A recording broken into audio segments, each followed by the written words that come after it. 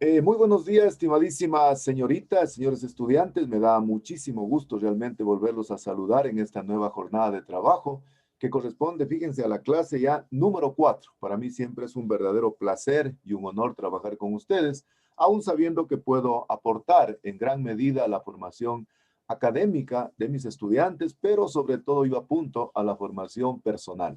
Yo siempre considero de que un buen ser humano puede ser un gran profesional y justamente la intencionalidad es de que tratemos de llegar a ser grandes personas, grandes seres humanos, que podamos ser extraordinarios. Y para eso, lógicamente, pues tenemos que irnos preparando, ¿no? Yo siempre digo que el éxito viene acompañado del conocimiento, del esfuerzo y las actividades. Y generalmente para poder tener éxito en el proceso de enseñanza-aprendizaje es de fundamental importancia practicar la atención, es de fundamental importancia tener la comprensión, la motivación y la emoción. Nunca hay que dejarnos de emocionarnos porque definitivamente en el momento que nos dejamos de emocionar perdemos sentido a la vida. Así que la más cordial bienvenida a todos y cada uno de ustedes y voy a proceder por favor a correr lista. Les ruego por favor a los compañeros que tienen apagada la cámara, que tengan la bondad de prender la cámara. Seguimos en el encuadre.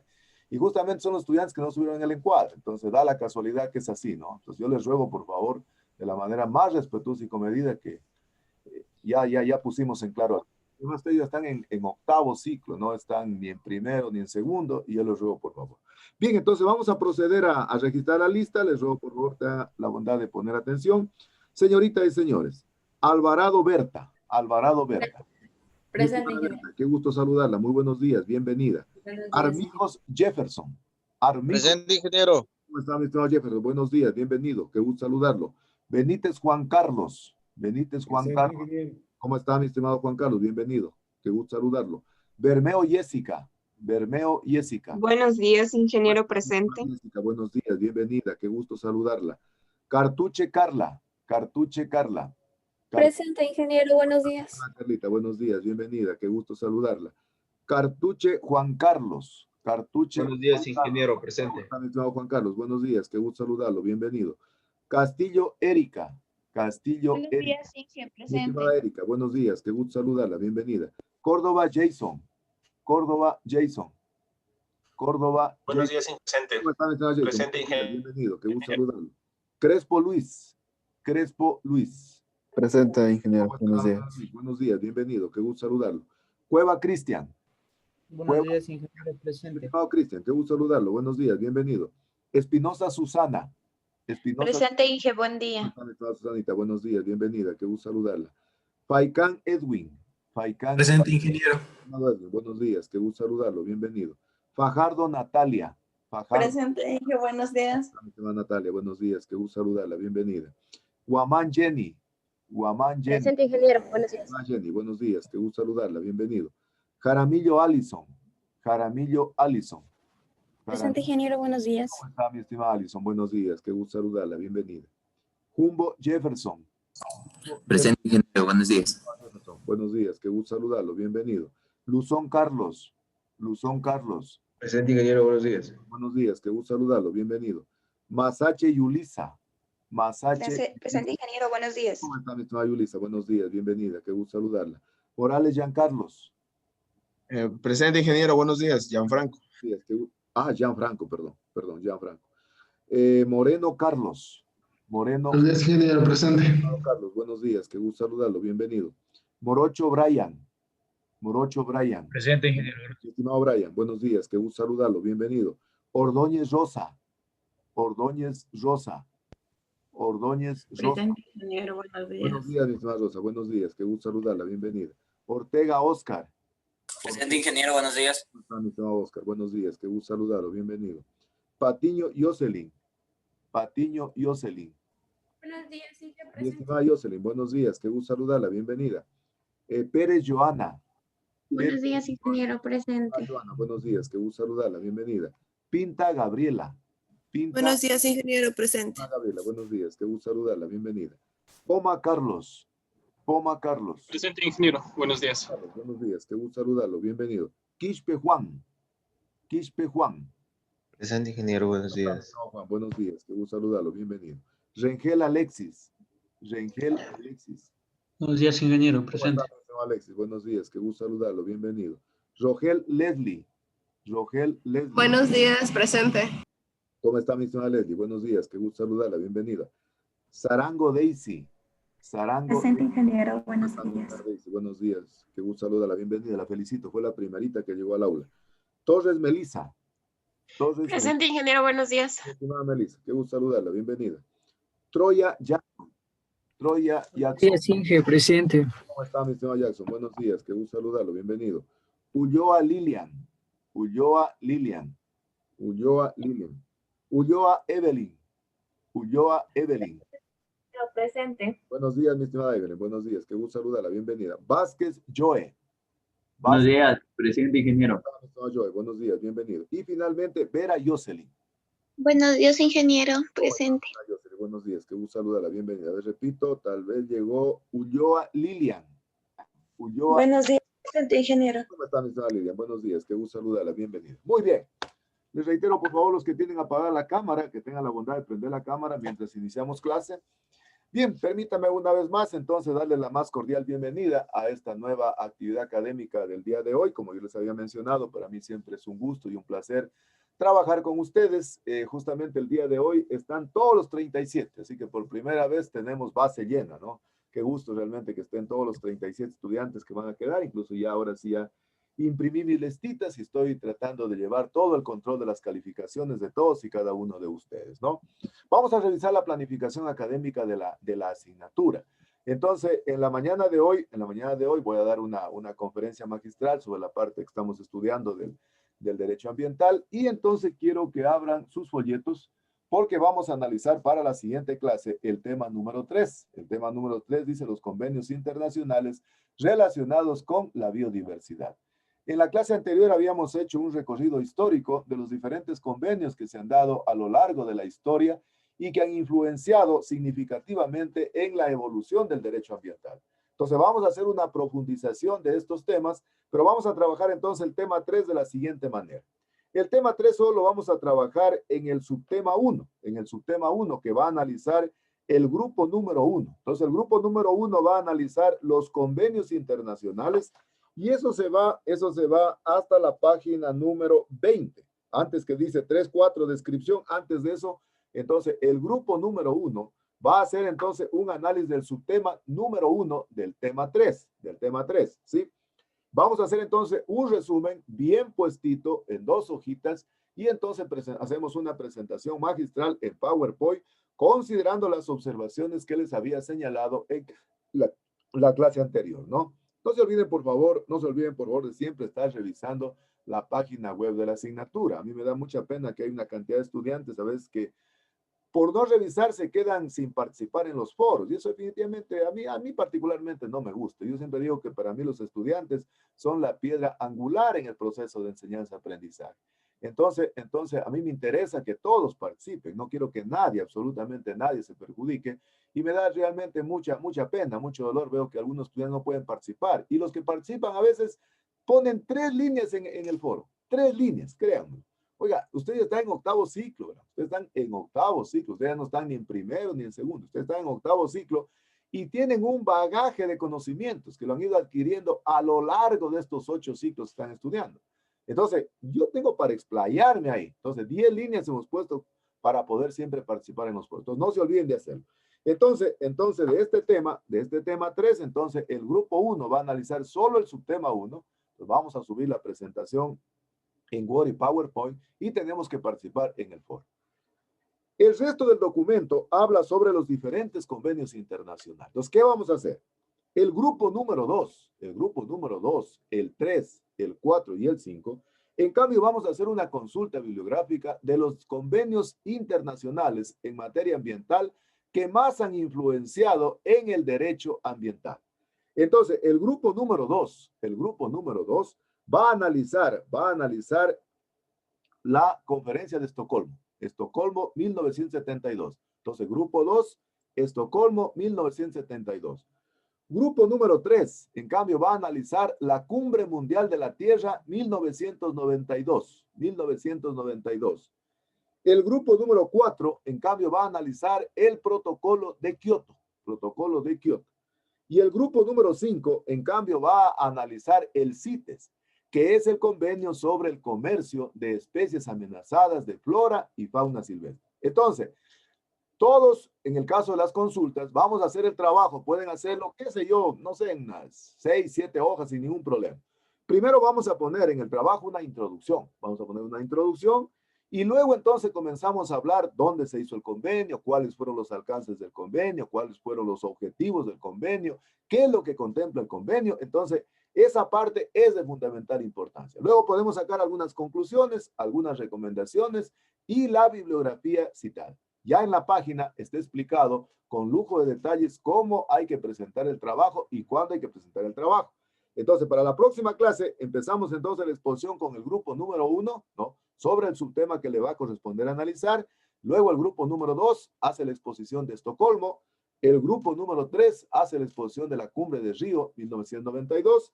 El grupo 4, el protocolo de Kioto. Y el grupo 5, CITES, que tiene que ver entonces con el tráfico, con el comercio ilegal de especies de flora y fauna silvestre.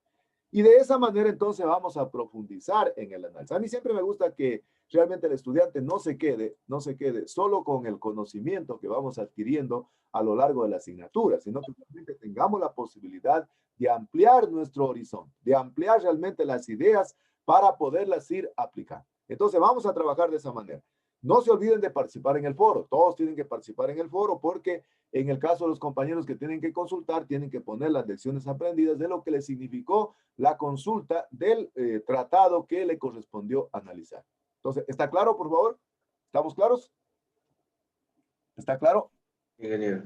Ya. Entonces, por favor, vamos a trabajar eso entonces para la próxima clase. Recomendación, tratemos de hacer un número de láminas considerable para que no pase lo que pasó en la primera exposición, que a algunos les tocó exponer la imagen introductoria o la imagen final. Consideremos todas las normas que se utilizan para poder hacer las láminas de PowerPoint. En base a las observaciones que ya les hice, tratar de que todas las láminas sean el mismo formato, es decir, todas las reglas que habíamos anotado. Muy bien, entonces está claro, ¿no? Está claro entonces cómo vamos a trabajar para la siguiente clase, Muy bien.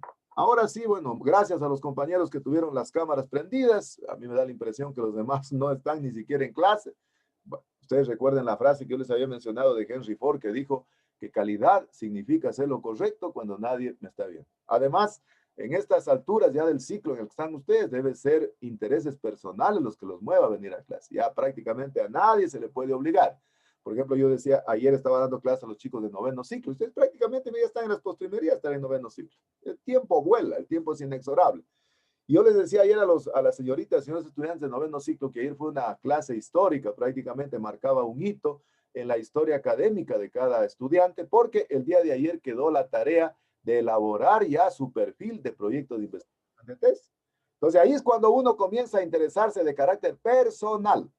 Ya uno quiere llevar agua a su molino. Es decir, por primera vez uno ya va a hacer algo en lo que a uno le interesa, en lo que a uno le compete. A veces cuando uno todavía está en los grupos, vive cargado en los grupos, vive arrimado en los grupos, pero acá no. Acá tienen que hacer su trabajo de investigación para optar el título de ingeniero e ingeniera forestal. Entonces, yo los invito, por favor, no les puedo obligar, ya es cuestión de cada uno de ustedes, pero aquí aprima la responsabilidad. Yo no tengo el señor Jefferson, él no enciende la cámara, él prácticamente incluso llegó atrasado a clases, ¿no? Entonces, definitivamente así no se puede trabajar, Bien, entonces voy a dar inicio a las actividades académicas, ¿no? Y voy a poner entonces una frase para que ustedes puedan intervenir y puedan realmente observar qué es lo que ven en la frase. ¿Me dan por favor un comprendido si están observando la pantalla? Si están observando la pantalla. Ya, perfecto. Entonces, voy a poner una imagen, voy a poner en este momento una imagen y me gustaría, por favor, que ustedes me digan qué es lo que están viendo en la imagen que les voy a mostrar de primera mano, así pero rapidito, sin hacer mucho comentario, ¿no? Es decir, lo primero, si ustedes observan esta imagen, ¿qué es lo que se les viene lo primero a la mente? ¿Cuál es el primer golpe de vista que les da si ustedes ven esta imagen? A ver, ¿qué les parece? Si ustedes ven esa imagen, ¿qué se les viene a la mente? ¿Qué se les viene a la mente? A ver, ¿quién me dice? A ver, por favor. ¿Quién se le viene a la mente cuando usted ve? A ver, Erika. Los valores se me vienen a la mente. Valores puede ser, muy bien. ¿Qué Los más? derechos. Intereses, muy bien, Susana, intereses. ¿Qué más? ¿Qué más se les viene a la mente? A ver. ¿Qué más? Principios. Ya, ¿qué más? Verán que sí saben lo que están viendo ahí. ¿Qué es lo que están viendo ahí? Primero veamos taxativamente qué es lo que están viendo en la imagen. ¿Qué es eso que estoy mostrando en la imagen? A ver. Árbol. Un árbol, ¿no es cierto? Un árbol. Entonces, si ustedes ven esto, ¿qué idea les da? ¿Qué idea les da? A ver. A ver. Quiero la intervención de todos. Por El favor. respeto a la naturaleza. Respeto a la naturaleza, puede ser muy bien, Juan Pablo. ¿O alguien más? ¿Alguien más? ¿Un criterio Educación más? ambiental. ¿Cuál? Dígame, repíteme, Alexis. Alexis, por favor. Educación ambiental. Educación ambiental puede ser. ¿Qué más? ¿Qué más? A ver, ¿qué más se les viene a la mente? A ver, por favor, quiero que participen todos. ¿Qué más se les viene a la mente? Derechos de la naturaleza. Derechos de la naturaleza. Derechos de la naturaleza. Muy bien. ¿Y qué les parece, si ustedes ven ahí, qué les parece, se acuerdan cuando en su momento se estudiaba los servicios y beneficios que ofrecen los árboles, ¿no? Sin embargo, fíjense, a pesar de que los árboles nos dan tanto, a pesar de que los árboles son tan importantes para nosotros, sin embargo, los valoramos muy poco, ¿no? Es decir, nosotros realmente tenemos la obligación de valorar y cuidar los árboles porque ellos nos dan la vida, ¿no? Si ustedes ven realmente los diferentes, qué sé yo, acápites que están en el árbol, son los diferentes beneficios, son los diferentes servicios que nos dan los árboles. Y decíamos realmente que los árboles, cuando hablamos de beneficios, estamos hablando de cuestiones de carácter tangible, es decir, de cuestiones que yo las puedo valorar inmediatamente. Pero hay otras actividades, otras acciones que cumplen los árboles que son de carácter intangible, es decir, los servicios que nos dan. Y ese tipo de servicios a veces no los valoramos. Entonces, fíjense, el derecho ambiental nace justamente como una necesidad de valorar y cuidar los árboles, porque son justamente los árboles a través de ese proceso fotosintético maravilloso que nos permiten dar la vida. Entonces, vamos a argumentar el día de hoy algunos elementos relacionados entonces de lo que ya veníamos estudiando y que tiene que ver entonces con la parte del derecho ambiental. ¿Me da por favor un comprendido si están observando la pantalla, por favor? Sí, ingeniero. Ya, atrás. Entonces vamos entonces a iniciar la clase del día de hoy. Vamos a hablar del derecho ambiental. Este tema lo voy a dividir en dos partes y posiblemente lo analice en 2 o 3 clases porque es una cuestión fundamental y es de gran importancia para nosotros como futuros ingenieros e ingenieras forestales. Yo les dije a ustedes en el encuadre que yo definitivamente pues sería un irresponsable al comprometerme a decir que los voy a sacar de expertos en la materia legal, de abogados, imposible, ¿no? Incluso los mismos abogados, miren, hoy en día ya no es como antes que se sabían los códigos, las leyes, los artículos de memoria.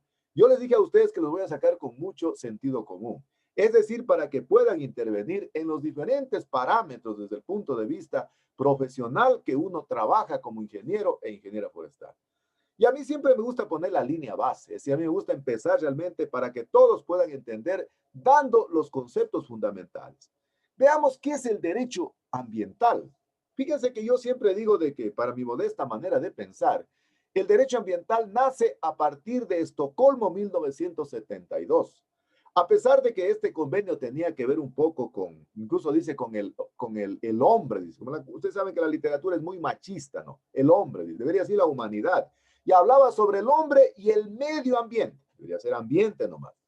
Pero ¿por qué realmente surge esa necesidad? Surge porque definitivamente hay que tratar de estructurar, había que tratar de estructurar un conjunto de normas que permitan defender la naturaleza, que permitan la restauración de la naturaleza. Y hoy en día prácticamente la cuestión del derecho ambiental se ha venido a ecologizar. Es decir, cada vez existen mayores grupos sociales, mayores grupos ambientalistas, mayores grupos de la sociedad civil que están íntimamente ligados con la protección del ambiente, con la protección de la naturaleza. ¿Y por qué? Porque el ambiente está directamente vinculado, sinérgicamente vinculado a la calidad de vida de hombres y mujeres. ¿Y por qué realmente nace el derecho ambiental? Entonces, el derecho ambiental nace por una preocupación de la humanidad, primero por defender el ambiente, pero segundo, porque realmente el ambiente nos estaba comenzando a pasar factura a la salud humana y a los recursos económicos. Yo siempre digo que los seres humanos reaccionamos cuando nos tocan, cuando realmente invaden nuestro territorio o invaden nuestros derechos. Entonces, esa es la razón por la cual hoy en día hay una cantidad de instituciones, ONGs, del Estado, de la sociedad civil, que se preocupan de la parte de la naturaleza. Y esa es la razón por la cual se ha venido a ecologizar el derecho ambiental. Yo, por ejemplo, digo, miren que este es un campo de especialidad para algún ingeniero forestal. Verán que los abogados no conocen la parte del derecho ambiental. ¿Por qué? Porque vamos a saber más adelante que el derecho ambiental es muy técnico, es muy técnico. Entonces, hace falta que ingenieros forestales se especialicen en derecho ambiental, se especialicen en esta parte de ecologizar la parte del derecho ambiental para poder defender la naturaleza. Ya tenemos muchos especialistas, no sé, en cuencas hidrográficas, en biodiversidad, pero no tenemos especialistas en derecho ambiental. Los abogados no conocen de aquello. Yo les contaba a ustedes que yo tengo un hijo que es abogado, es fiscal en Cariamanga, y él me decía una vez, había habido un incendio forestal por allá, y me decía, bueno, papi, ¿qué es un bosque primario? ¿Qué es un bosque secundario?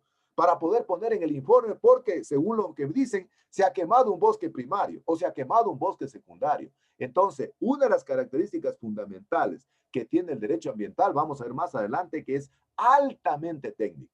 Así que realmente les dejo esa inquietud, les dejo esa idea. Y miren, esto ustedes solo pueden hacer en línea. Hay una cantidad de maestrías realmente de universidades españolas que ofrecen el derecho ambiental como una especialidad. ¿Qué características entonces desde esa perspectiva tiene el derecho ambiental? Decíamos que el derecho ambiental entonces nace como una necesidad por defender el ambiente, porque el ambiente decíamos que está sinérgicamente vinculado a la calidad de vida de hombres y mujeres. Por lo tanto, entonces, una de las características fundamentales que tiene el derecho ambiental es de que tiene una visión holística, es decir, tiene una visión amplia. ¿Y por qué tiene una visión holística? Porque sabemos que el ambiente es muy complejo. El ambiente realmente está constituido, está conformado, está distribuido por diferentes elementos, tanto bióticos y abióticos. Y por lo tanto, entonces, el derecho ambiental debe tener una visión muy holística.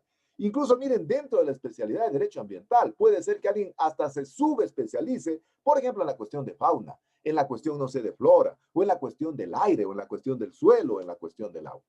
Por lo tanto, entonces les decía de que el derecho ambiental tiene un altísimo contenido técnico. Ya les contaba, me decía mi hijo, dice, papi, pero ¿qué es esto de los bosques primarios? ¿Qué es los bosques secundarios? Y esto es de fundamental importancia entenderlo.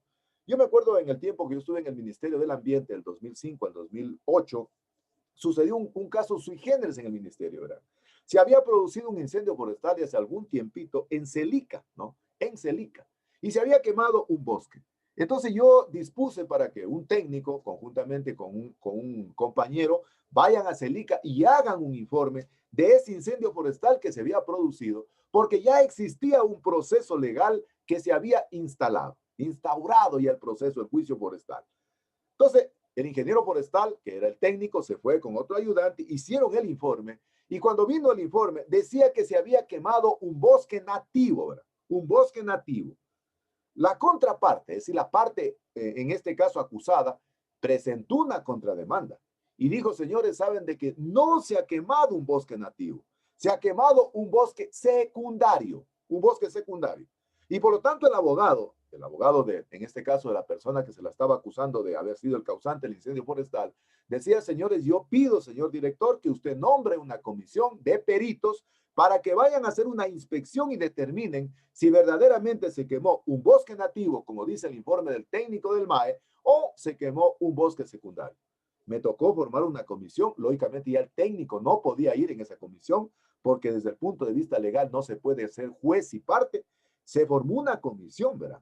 Y en esa comisión, lógicamente, estaba también la parte acusada. Estaba la parte acusada y la parte acusadora, en este caso, el Ministerio del Ambiente. Fueron a hacer la inspección y resulta ser que del análisis de lo que se había quemado, de los tocones, por ejemplo, que estaban en el área del incendio, en verdad era un bosque secundario. Bosque secundario. Y el informe técnico del ingeniero de la ingeniera forestal se constituye en el documento habilitante para iniciar el proceso investigativo. Fíjense, el ingeniero salió mal parado, ¿verdad? Salió mal parado. Porque en derecho ambiental, el derecho ambiental tiene un altísimo contenido técnico. Y de ahí la necesidad de contar con especialistas en derecho ambiental. Lógicamente tiene una progresiva internacionalización. ¿Por qué? Porque justamente decíamos de que posiblemente el origen, la génesis del derecho ambiental esté en Estocolmo 1972.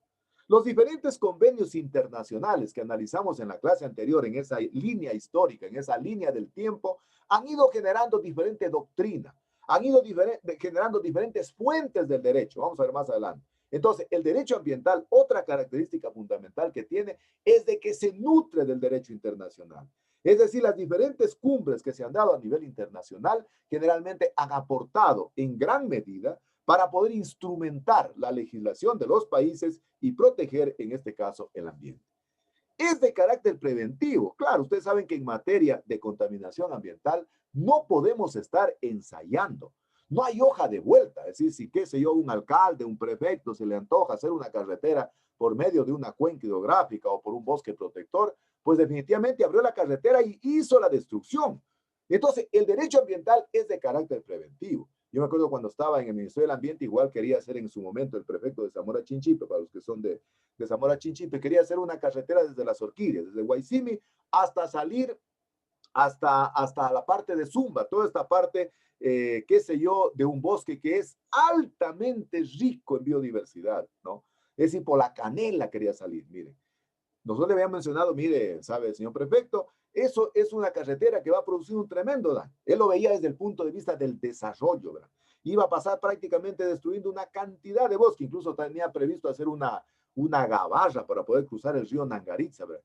Definitivamente cuando yo estuve en el Ministerio del Ambiente, al menos hicimos todo lo posible porque esa carretera no se ve. No sé si la hicieron, porque realmente en materia ambiental es mejor prevenir. Otra de las características fundamentales que tiene el derecho ambiental, como ustedes saben que el ambiente es de interés colectivo, el ambiente es de interés público. Por lo tanto, entonces, una de las características es de que es de interés colectivo frente a los intereses particulares, justamente por esta internacionalización. Miren ahora los países europeos, los países de la Unión Europea, por ejemplo, estaban preocupados cuando se estaba quemando la Amazonía brasileña. Pero bueno, ¿por qué se preocupan? Porque existen intereses colectivos. ¿Y por qué existen intereses colectivos? Yo digo que para bien o para mal, yo digo que más para bien, ¿verdad? Porque la contaminación es mundial. La contaminación es mundial. Es decir, lo que le pase al mundo le pasa absolutamente a todo. Eso ha generado entonces que el derecho ambiental tenga un interés colectivo por sobre los intereses particulares. Otra característica, tiene un comportamiento de carácter horizontal. Es decir, como el ambiente, ustedes saben que el ambiente es una cuestión totalmente compleja. Por lo tanto, entonces tiene un tratamiento horizontal. ¿Y por qué un tratamiento horizontal? Porque si se afecta a la flora, se afecta a la fauna. Si afectamos a la flora, afectamos al suelo, afectamos al agua. Es decir, siempre existe una repercusión en cadena. Algunos ecólogos dicen que es la repercusión tipo cascada. Es decir, la apertura de la vía que yo les digo por la Canela y todas las cuestiones que se quería hacer, iba a ser una destrucción en forma horizontal, en cascada. Es decir, prácticamente no solo se iba a destruir el bosque, sino que se iba a destruir todos los elementos de la biodiversidad, los genes, las especies, los ecosistemas, los saberes étnico-culturales. En ese bosque viven muchísimos, qué sé yo, habitantes de la etnia Shuar. Y por lo tanto, iba realmente a invadirse sus territorios. Sin embargo, otra de las características que tiene el derecho ambiental es de que existe una demasiada atomización de la legislación ambiental. Existe una dispersión de leyes, hay una cantidad de leyes que se han ido generando en el tiempo y en el espacio.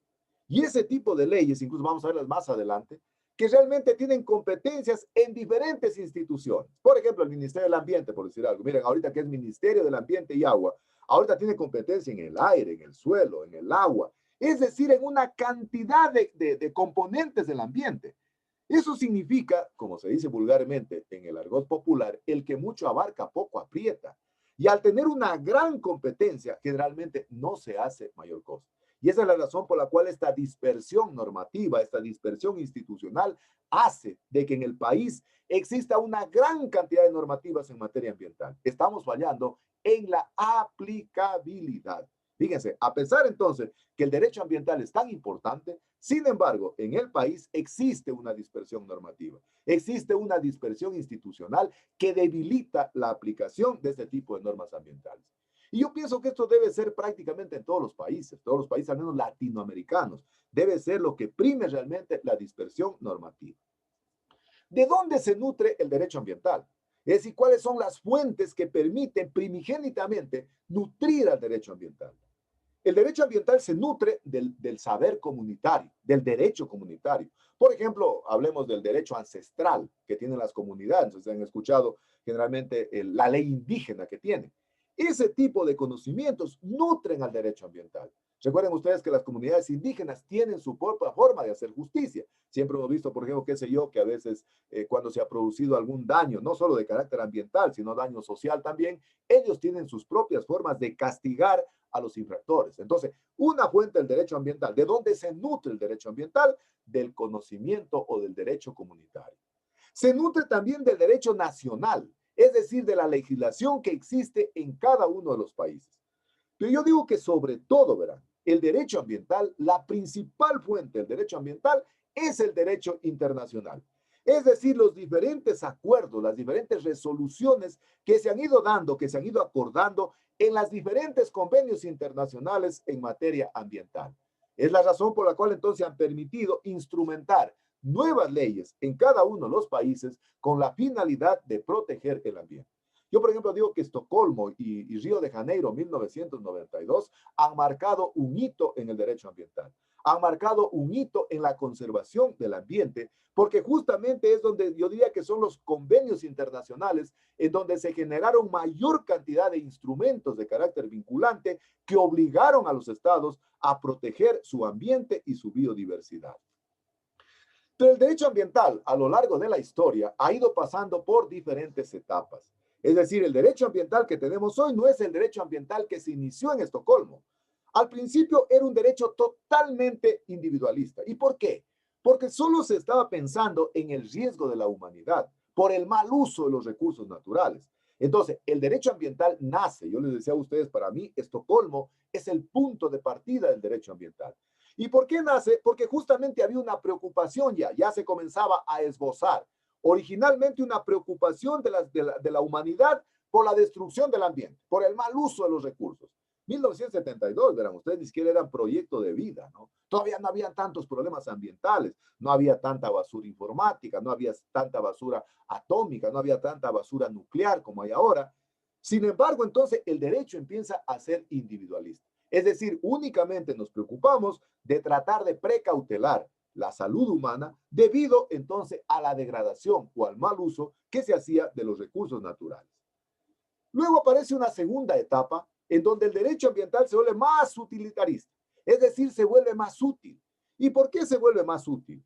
Porque yo les decía que el ambiente es muy complejo, el ambiente es muy diverso y al ser muy complejo generalmente tiene diferentes usos. Es decir, si hablamos del ambiente, encontramos la biodiversidad y a su vez dentro de la biodiversidad están los genes, están los ecosistemas, están los saberes étnico-culturales, están las especies. Y si nos vamos solo a la flora, por ejemplo, existen diferentes tipos de bosques, hay bosques productores, qué sé yo, protectores, etcétera, etcétera. Entonces, el derecho ambiental en una segunda etapa se volvió muy útil para proteger los diferentes usos que se daba al ambiente. Recuerden que el ambiente es algo muy complejo, es algo muy dinámico a su vez, que está cambiando. Entonces, en la segunda etapa del derecho ambiental, este se vuelve muy utilitarista debido a la diversidad de usos que se da a los recursos naturales. Tenemos la tercera etapa del derecho ambiental, que es clasificatoria, ¿no? Generalmente desde el punto de vista del ambiente, se dice que el ambiente hay dos visiones para poderlo observar. La primera visión claramente es la visión que se ve al ambiente como una mercancía, que se ve al ambiente como algo que hay que apropiarse de él. Los que tienen esa visión ven al ambiente como un enemigo que quieren apropiarse de él y lo consideran al ambiente como parte de la humanidad, ¿no? No al contrario, como la humanidad parte del ambiente. Dentro de esa categoría generalmente están los que explotan los recursos naturales. La ven a la naturaleza como un botín, la ven a la naturaleza como una mercancía que hay que tratar de conquistarla Pero generalmente en ese intento hacen una clasificación. Es decir, le interesa solo el oro, le interesa solo el cobre, le interesa, no sé, solo el agua o solo la biodiversidad.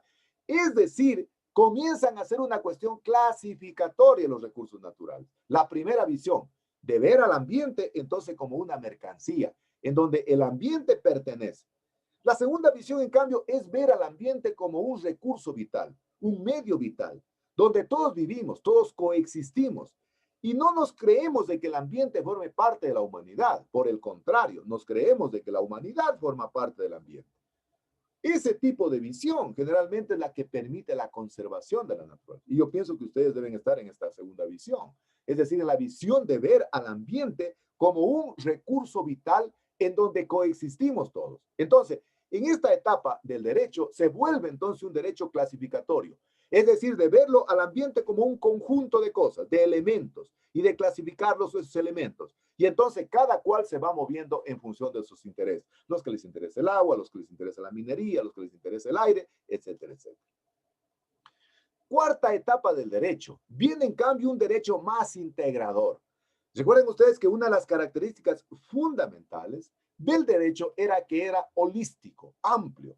Esta es la visión integradora. Esta es la visión holística, que busca por todos los medios generar normas que integren los diferentes recursos que conforman el ambiente, es decir, la flora, la fauna, sus diferentes componentes. Recuerden ustedes que el ambiente es complejo. El ambiente está formado no solo por el ambiente natural, en el ambiente encontramos el ambiente creado, el ambiente artificial.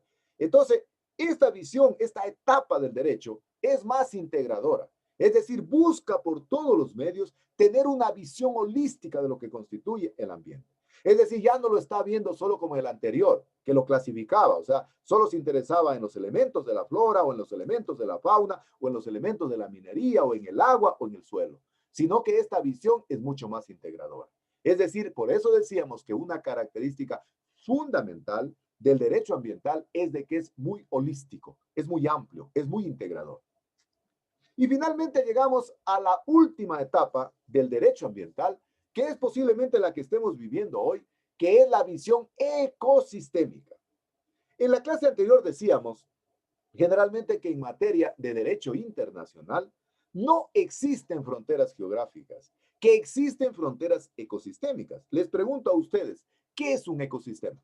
Por si no, no vamos a entender aquello. ¿Qué es un ecosistema? A ver, alguien que se identifique o que me dice fulano de tal, ¿qué es un ecosistema? A ver, tengan la bondad. Mis clases siempre son interactivas, para que estén ahí. ¿Qué es un ecosistema? Para poder entender esta quinta etapa del derecho ambiental por la que estamos pasando, que dice que es una visión ecosistémica. A ver, ¿quién me dice que es un ecosistema? No hay nadie. Se fueron. Ingeniero. ¿Alison? Sí. Alison. ¿Quién más? Muy bien, Alison. A ver, Alison, tenga la bondad. Un ecosistema vendría a ser un conjunto de poblaciones de diferentes especies que tienen una interacción continua de energía. Perfecto. Y por lo tanto también tienen una interacción con todos los recursos naturales, no vivos, por así decirlo, con todos los recursos abióticos existentes ahí. Excelente, Alison. Fabuloso. Extraordinario. Felicitaciones. Qué bien, ¿ah? Puso muchos elementos, ¿no? Muchos elementos. Pero una de las palabras fundamentales que dijo Alison con muchísima propiedad. Le agradezco, Alison. Felicitaciones. Y los invito, los convido que todos participen, por favor. Ustedes ya tienen conocimiento. Ustedes ya lo vieron casi en todos los ciclos. El ecosistema es un espacio, ella dijo. Un espacio. Totalmente de acuerdo. Pero dijo una palabra fundamental, integración. Es decir, una interacción entre factores bióticos y abióticos, ¿no es cierto? Es decir, tanto los unos son importantes como los otros. Es decir, a veces nosotros siempre pensamos que lo biótico es lo más importante. Lo abiótico es fundamental. Lo abiótico es fundamental. Entonces, la visión ecosistémica ve entonces el derecho ambiental, al ambiente lo está viendo como un ecosistema, en donde están interactuando en ese ambiente factores bióticos y abióticos, como con muchísima propiedad lo dijo Alison. Por lo tanto, entonces, esta visión ecosistémica en la que estamos actualmente el derecho ambiental hace que lo veamos como una visión integral, como una visión holística. Es decir, no podemos dejar de ver el bosque sin ver el árbol, en definitiva. O no podemos dejar de ver el árbol mientras no vemos el bosque. O no podemos dejar de ver la flora mientras no vemos la fauna. O no podemos dejar de ver el suelo mientras no veamos el agua. Es decir, la visión ecosistémica, estamos en la quinta etapa del derecho ambiental, en donde el derecho considera al ambiente como una cuestión integradora. En el espacio físico, como lo dijo Alison, en donde están interactuando factores bióticos y abióticos. Pero los dos son de fundamental importancia. A veces nosotros siempre en nuestro subconsciente pensamos que lo más importante es la cuestión biótica. La cuestión abiótica es de fundamental importancia. ¿Cuáles son las clases de normas ambientales que existen? Existen diferentes clases de normas ambientales, pero vamos a ver las principales. Yo he revisado mucha literatura, he tenido que leer mucho para tratar de alguna manera de hacerles entender fácilmente a ustedes. No sé si ustedes han oído, dicen, esta es una disposición del señor rector, o esta es una disposición del señor decano. ¿Qué dicen ustedes? ¿Qué dicen ustedes? ¿Qué será una disposición? A ver, ¿quién me dice cuando escucha? Dice, disposición del señor rector. ¿Qué sé yo? La enseñanza en este ciclo académico es de carácter virtual vía Zoom. Disposición. ¿Qué será una disposición? Una orden. Una orden. ¿No es cierto? Una cuestión declarativa. ¿Qué dicen ustedes? A ver, les hago una consulta. Vamos a ver en esta parte lo que en materia legal, en materia de la organización, de la estructura organizacional, se conoce con el nombre de el orden jerárquico, o también se llama, nosotros decimos, el orden lógico que está en las instituciones, ¿no? Es decir, seguimos un orden lógico en las instituciones, ¿no? Yo les hago una consulta a ustedes. El señor decano de una facultad, pondrán atención, ¿podrá disponerle al señor rector? No, Inge. No, no es cierto. ¿Qué dicen ustedes? ¿El coordinador de una carrera podrá disponerle al señor decano? No puede. No. ¿Yo como docente podré disponerle al señor decano? No. No. Eso se conoce con el nombre de órgano regular. Pondrán atención, verán. Órgano regular. Es decir, cuando uno se dirige a alguien, hay que tener mucho cuidado en las palabras que utiliza. Es decir, hay que seguir el órgano regular. Yo me acuerdo cuando estuve en el Ministerio del Ambiente, miren, hay profesionales que no saben aquello, verán. Yo también les voy a enseñar una cuestión de la experiencia, les dije a ustedes. Y a mí me interesa que ustedes no metan la pata cuando vayan a una institución. Verán lo que pasó en el Ministerio del Ambiente.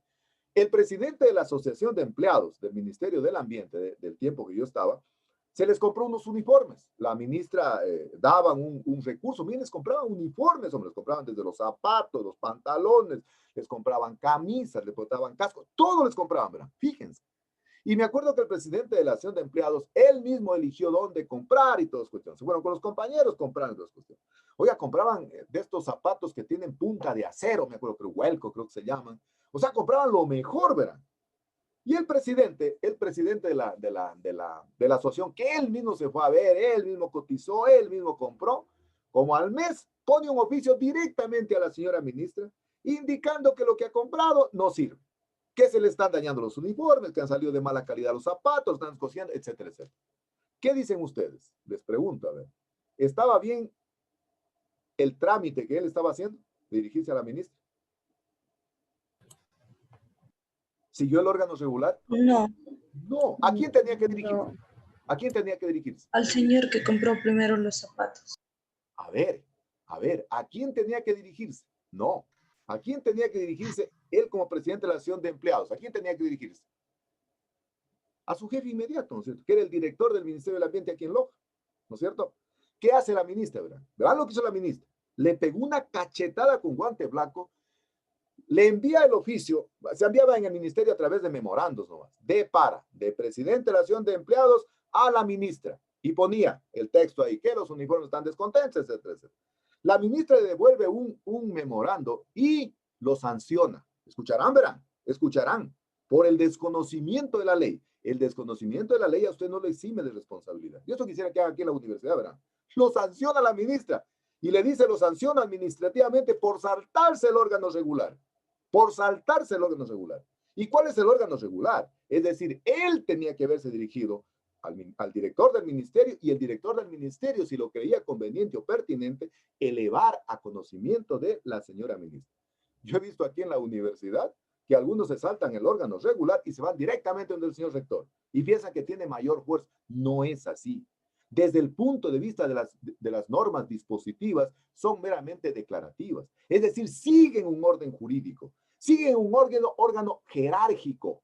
Si ustedes tienen algún problema académico, ¿a quién tendrían que dirigirse? A ver, vamos poniendo en práctica. ¿A quién tendría que dirigirse si ustedes tienen, no sé, están perdidos del ciclo, están perdidos? ¿A quién tendrían que dirigirse?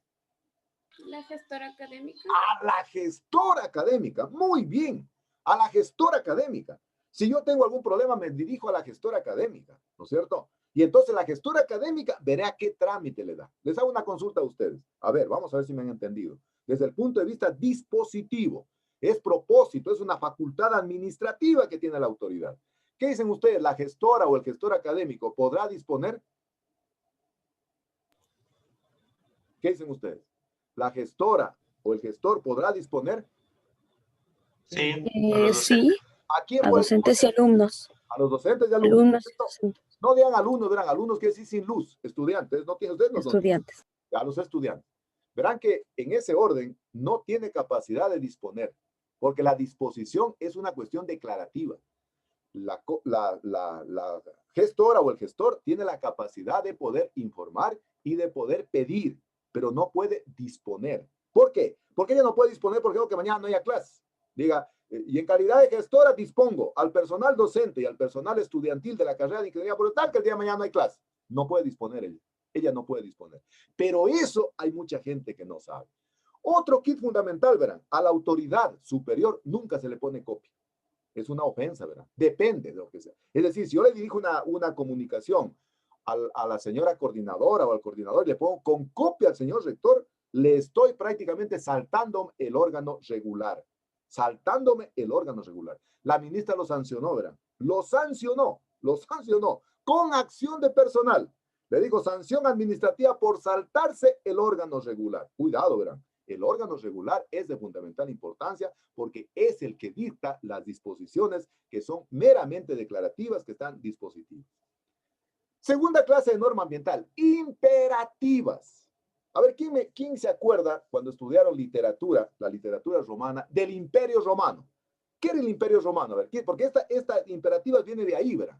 La génesis de la doctrina en derecho tiene mucho que ver con el derecho romano, ¿verdad? ¿Qué es imperativo? A ver, ¿qué es el imperio? A ver, ¿se acuerdan qué era el Imperio Romano? A ver, ¿quién se acuerda algo del imperio? Alguien que, verán que otra cosa importante, tienen que aprender a leer, chicos, lean. A mí un estudiante de primer ciclo hace algunos años me dijo, ingeniero, a mí me enseñaron en mi casa que para saber hablar y escribir hay que saber leer. Oye, ayer un amigo me mandó un mensaje precioso de un argentino que ha hecho un video y dice que cuando él ha sido niño, creo que ustedes deben conocerlo también, cuando él ha sido niño ha sido tartamudo, ¿verdad? Y dice que lo que le salvó la vida a él fue la lectura. A mí me encanta la lectura, me fascina la lectura. A ver, ¿quién se acuerda? ¿Quién se acuerda qué pasaba en el Imperio Romano? A ver. ¿Ha escuchado algo? ¿Ingeniero? Sí, claro. El Imperio Romano se basaba en la expansión de Roma, en un solo gobierno en la que mandaba a todas las demás regiones, pero solo existía un gobierno. ¿Quién está interviniendo? Jason Córdoba. Jason, excelente, Jason. Felicitaciones, extraordinario, Jason. Extraordinario. Debe ser usted un cultor de la lectura. No se me va. Claro. Se han oído incluso en la Biblia, dice, dar al César lo que es del César y a Dios lo que es de Dios, ¿no? Las cuestiones imperativas son órdenes que daba el César. Órdenes que daba el César. Fíjense, se dice de que en el tiempo de los fariseos tenían 613 leyes que cumplir. 613, verán. O sea que todo el tiempo ha habido mucha ley. Y dice que prácticamente tenían que cumplir todo ese tipo de ley los fariseos. Los fariseos de alguna manera son la antítesis de los católicos, ¿no? Entonces dice que prácticamente tenían 613 normativas que cumplir. Y dice que los fariseos, esto dice en la Biblia, ¿verdad? Para los que son católicos, me perdonan los que no son católicos, me disculpan con el respeto más grande. Y en la Biblia dice, verán, que los fariseos lo llamaron a Dios y le dijeron, oiga, Dios, Jesucristo, hay que cumplir las 613 reglas que existían en los fariseos. Y le dijo Jesús, den al César lo que es del César y a Dios lo que es de Dios. Y para mí, realmente que cumplan 3 leyes fundamentales. Primero, amar a Dios sobre todas las cosas. Segundo, amar al prójimo. Y tercero, amarse a sí mismo. Nosotros no nos amamos, ¿verdad? Nosotros mismos prácticamente nos repudiamos, ¿verdad? Entonces, las normas imperativas nacen, como lo dijo, con muchísima propiedad Jason, en el Imperio Romano. El imperio trataba de expandirse, como lo dijo, que prácticamente quería dominar el mundo. Entonces, las normas imperativas son orden de cumplimiento obligatorio, obligatorio, y que las puede dictar el Estado, las puede dictar una organización, las puede dictar, qué sé yo, un órgano colegiado. Les hago una consulta, por ejemplo, otra, desde el punto de vista del órgano regular. En la universidad existe el OCAS. ¿Qué es el OCAS? A ver, ¿qué es el OCAS? ¿Qué es el OCAS? A ver, ¿han oído qué es el OCAS? Están en octavo ciclo, verán. OCAS. ¿Qué es el OCAS? En la universidad. Estoy hablando de la universidad nuestra, verán. Hay el OCAS. Estamos en la materia de legislación ambiental. Tienen que conocerme. ¿Qué es el OCAS? A ver. ¿Quién me dice qué es el OCAS? Es lo que anteriormente era la Junta Universitaria. El OCAS es el órgano colegiado académico superior. Es el OCAS. ¿Qué dicen ustedes? A ver, les consulto desde el punto de vista del órgano regular. ¿Qué dicen ustedes? ¿Cuál será el máximo organismo de gobierno de la universidad? ¿La señora vicerrectora, el señor rector o el OCAS? ¿Qué dicen ustedes? A ver, ¿están ahí? ¿O ya se me fueron? A ver. ¿No sería el OCAS, ya que es el órgano regulador? ¿Quién está hablando, por favor? ¿Quién está hablando? Alison. Alison, qué lindo, Alison. Hombre, sean todos como Alison, como Jason. Participen todos. ¡Qué excelente! ¡Claro! El OCAS es el organismo regulador, es el máximo organismo de gobierno. Es decir, el señor rector no puede estar por arriba del OCAS, porque tiene que consultar al OCAS. El OCAS está por arriba porque es la máxima organismo de gobierno. Entonces, las normas imperativas son de ordenamiento de un cumplimiento obligatorio y permiten también establecer prohibiciones, sanciones, por ejemplo, que pueden venir del OCAS, pueden venir del Estado, pueden venir del gobierno. Por ejemplo, el OCAS puede decir, se prohíbe, señores, en este momento, la realización de tesis de carácter presencial por la cuestión de la pandemia. ¿Quién dio esa disposición imperativa? El OCAS, el OCAS. Entonces, las normas imperativas son de ordenamiento, de cumplimiento obligatorio y por lo tanto pueden también establecer prohibiciones. El tercer tipo de normas, desde el punto de vista ambiental, pueden ser punitivas o sancionadoras. Fíjense, la ley forestal que estuvo vigente desde el año 1982 y que en el 2017 la derogó el COA, Código Orgánico Ambiental. El Código Orgánico Ambiental, verá, derogó algunas leyes. Derogó entre ellas la ley forestal de áreas naturales y vida silvestre y la ley de gestión ambiental. Para mí, verá, es lamentable. Yo pienso que no debían haberlas derogado, porque realmente el OCAS, como simplemente el que mucho abarca, poco aprieta. Hay mucho en el OCAS. Y prácticamente en la ley forestal estaba claramente establecido, por ejemplo, las sanciones. En la ley de gestión ambiental estaba claramente establecido la cuestión de la calidad ambiental. Pero ese tipo de leyes eran de carácter pecuniario. ¿Qué será pecuniario? ¿Qué será pecuniario? ¿Qué será pecuniario? Privativo. Pecuniario, ¿qué será? En el sentido económico de dinero. En el sentido económico. Qué extraordinario, Alison. A mí me encanta la gente así. Oiga, y Alison, le hago una consulta a Alison, con todo el respeto del mundo. Alison, ¿me está escuchando? Sí, lo estoy escuchando. Usted debe leer mucho, ¿no es cierto? Sí, y aparte de eso también seguí un curso el semestre pasado, por eso más o menos. No, lindo. Apúntese a seguir la maestría en Derecho Ambiental, Alison. Yo veo que a usted le gusta el derecho ambiental. A mí me encanta el derecho ambiental, ¿verdad? No, ya muy viejo, ya qué capaz. Así que la aliento a Alison a que siga una maestría en Derecho Ambiental y después viene y es autoridad en el país en materia ambiental, Alison. ¿Me está escuchando? Sí, lo estoy escuchando, pero sí me cuesta un poco el tema. No, se aprende. Ahorita en día hay una cantidad de derecho ambiental, ¿verdad? Entonces les digo, antes de eso, como dijo Alison, eran de carácter económico. Las infracciones caían en el plano administrativo o en el plano económico, punitivo, es decir, pecuniario.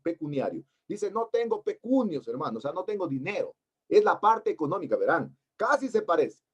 Hoy en día, las normas de carácter ambiental tienen un carácter punitivo, es decir, sancionadoras, es decir, castigan el incumplimiento de las normas ambientales. Y lógicamente, es la razón por la cual el COIP, ¿qué es el COIP? ¿Qué es el COIP? ¿Qué es el COIP? El Código Orgánico Integral Penal. El Código Orgánico Integral Penal, que nació en el año 2014. Y fíjense, en el Ecuador, desde el año 2014, las sanciones tienen un carácter punitivo, es decir, tienen un carácter de materia en penas, es decir, tiene desde el punto de vista legal la privación de la libertad, privación de la libertad, es decir, caen en el plano penal, verán. Por eso yo escuchaba la semana anterior que lo entrevistaban a un señor que decía, yo no he sabido que Mar ha sido jodido, que no solo son, antes multitas nomás ponían, dice. No, hoy son de carácter punitivo, es decir, son penas.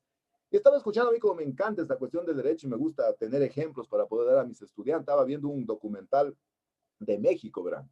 Fíjese que en México, y estaba viendo un caso de una señora, por ejemplo, que puso remedio para las ratas, verán, para las ratas. Y las ratas murieron y fueron a un basurero y contaminaron la comida que la gente bota ahí y hubo una cantidad de mendigos que se comenzaron a intoxicar. Escucharán, verán. Fíjense, y en México, el derecho ambiental protege todos los elementos de la biodiversidad.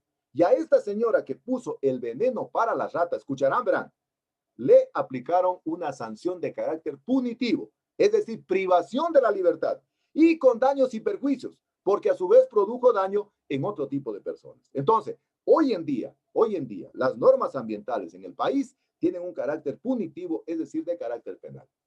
Pero ¿qué principios recoge la legislación ambiental? Por ejemplo, el principio de quien contamina, paga, ¿no? Es decir, los responsables del daño ambiental tienen que ser los encargados de descontaminar, por ejemplo, no sé, un río, una quebrada, el suelo. Sin embargo, fíjense, esto queda en letra muerta. Qué interesante que fuera de que realmente se aplicara este principio de que quien contamina, paga. Por ejemplo, si ustedes se dan cuenta y piensan, Coca-Cola, no sé, KFC, por poner algunos ejemplos, ¿no? Son los que más contaminan. Y sin embargo, ¿quiénes terminamos pagando? Los consumidores. Fíjense, nos sentimos tan ufanados, tan orgullosos cuando de repente teníamos la posibilidad de ir al Supermaxi antes de la pandemia y nos poníamos en cola y cada cual salía con su bolsita de KFC contentísimo. Oiga, KFC lo estaba usando a usted de mano de obra barata.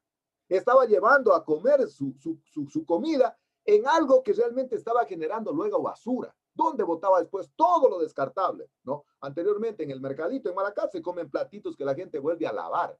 Es decir, el derecho ambiental recoge este principio de quien contamina paga. Sin embargo, en la práctica, definitivamente esto no se cumple. Es decir, incluso quien contamina debe ser responsable de restaurar, de restablecer el ecosistema. Es decir, de hacerse responsable del daño ambiental. Segundo principio que recoge la legislación ambiental es el principio de subsidiariedad. Voy a preguntar ahorita para que no solo intervenga Alison. A ver, Jefferson, ¿qué es un subsidio? Jefferson Armijos, ¿qué es un subsidio? ¿Qué es un subsidio? Jefferson Armijos. Sí, ingeniero. ¿Qué es un subsidio? A ver. ¿Qué es un subsidio? Fíjense, octavo ciclo, ¿verdad? Octavo ciclo. Por las noticias, tanto. Dice, va a suspender el subsidio a la gasolina súper. Se suspendió el subsidio, que quieren suspender el subsidio al gas. ¿Qué es un subsidio, Jefferson? Nada, vamos a ver. ¿Puede ser un apoyo financiero? No, voy a preguntar yo. Realmente voy a cambiar la metodología. Yulisa, ¿qué es un subsidio? ¿Qué es un subsidio? ¿Qué es un subsidio, Yulisa? Para entender el principio de subsidiariedad, si no lo van a entender. ¿Qué es un subsidio? ¿Qué es un subsidio, Yulisa? Está por cualquier lado. Jocelyn, ¿qué es un subsidio? Jocelyn, ¿qué es un subsidio? Jocelyn, ¿qué es un subsidio? Pucha, la llamaron corriendo, está llamando al ingeniero, ven. No puede ser. Disculpe, ¿cuál Jocelyn? A ver, Jocelyn, ¿qué es un subsidio? Se podría decir que es una ayuda o un apoyo económico por parte de alguna organización.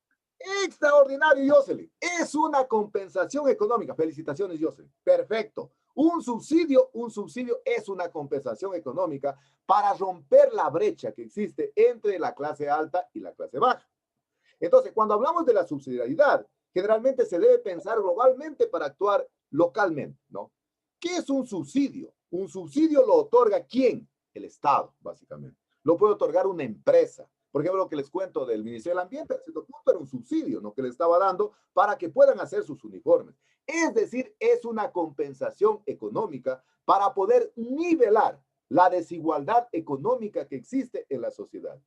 Por lo tanto, entonces, el subsidio desde el punto de vista ambiental, desde el punto de vista de la subsidiariedad, como el ambiente es un bien común, tiene que vérselo como un bien común. Es decir, el Estado debería proteger a las personas que más cuidan el ambiente, que más lo cuidan al ambiente. Yo tengo antes de la pandemia tenía la posibilidad me hice amigo de un señor de Vilcabamba, que este señor había estado en España y había venido, verán, a poner un emprendimiento con chivos y chivas. Y vendía leche, verán, de chivas y a queso, todas cuestiones. Y bueno, el señor tenía como 500 cabras, tenía en una propiedad por Vilcabamba, en la parte alta, y el señor vendía una botellita de 750 mililitros de leche de chiva en $5, $5. Y yo le preguntaba a él, le digo, dígame una cuestión, usted está haciendo un emprendimiento que es súper, ingeniero, no sabe lo difícil que es criar estos animales, estas cuestiones. Digo, ¿usted recibe algún subsidio del Estado? Nada, dice. Pero digo, ¿usted qué quisiera recibir? Por ejemplo, dice que no me cobraran el agua potable, que me hicieran un descuento a la luz, que no me descontaran el predio urbano. Es decir, el derecho ambiental piensa que es necesario entonces compensar a las personas que de alguna manera cuidan el ambiente. Es decir, porque el ambiente es el bien común, es la casa de todos, ¿no? Y por eso les digo que es importante, miren, esta ecologización del ambiente, la internacionalización del ambiente, porque como la contaminación es mundial, todos tienen una paranoia.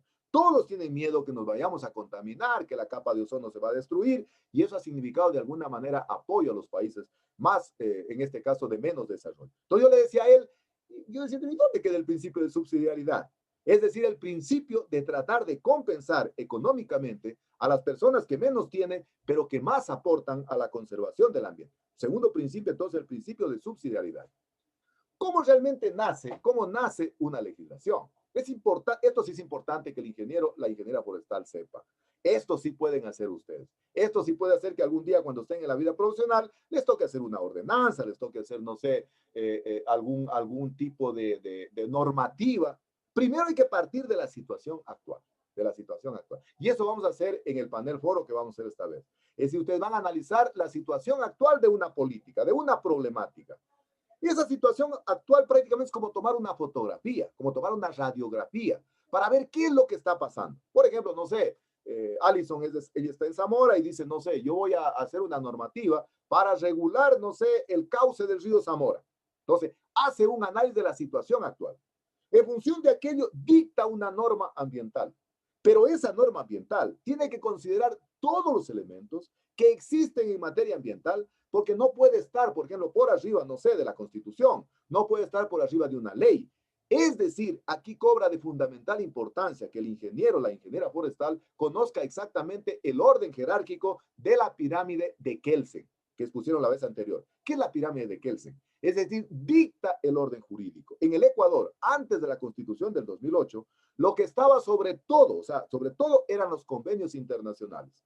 A partir del 2008, sobre la pirámide, ¿qué está? A ver, ¿cuál es la cúspide de la pirámide de Kelsen? ¿Cuál es?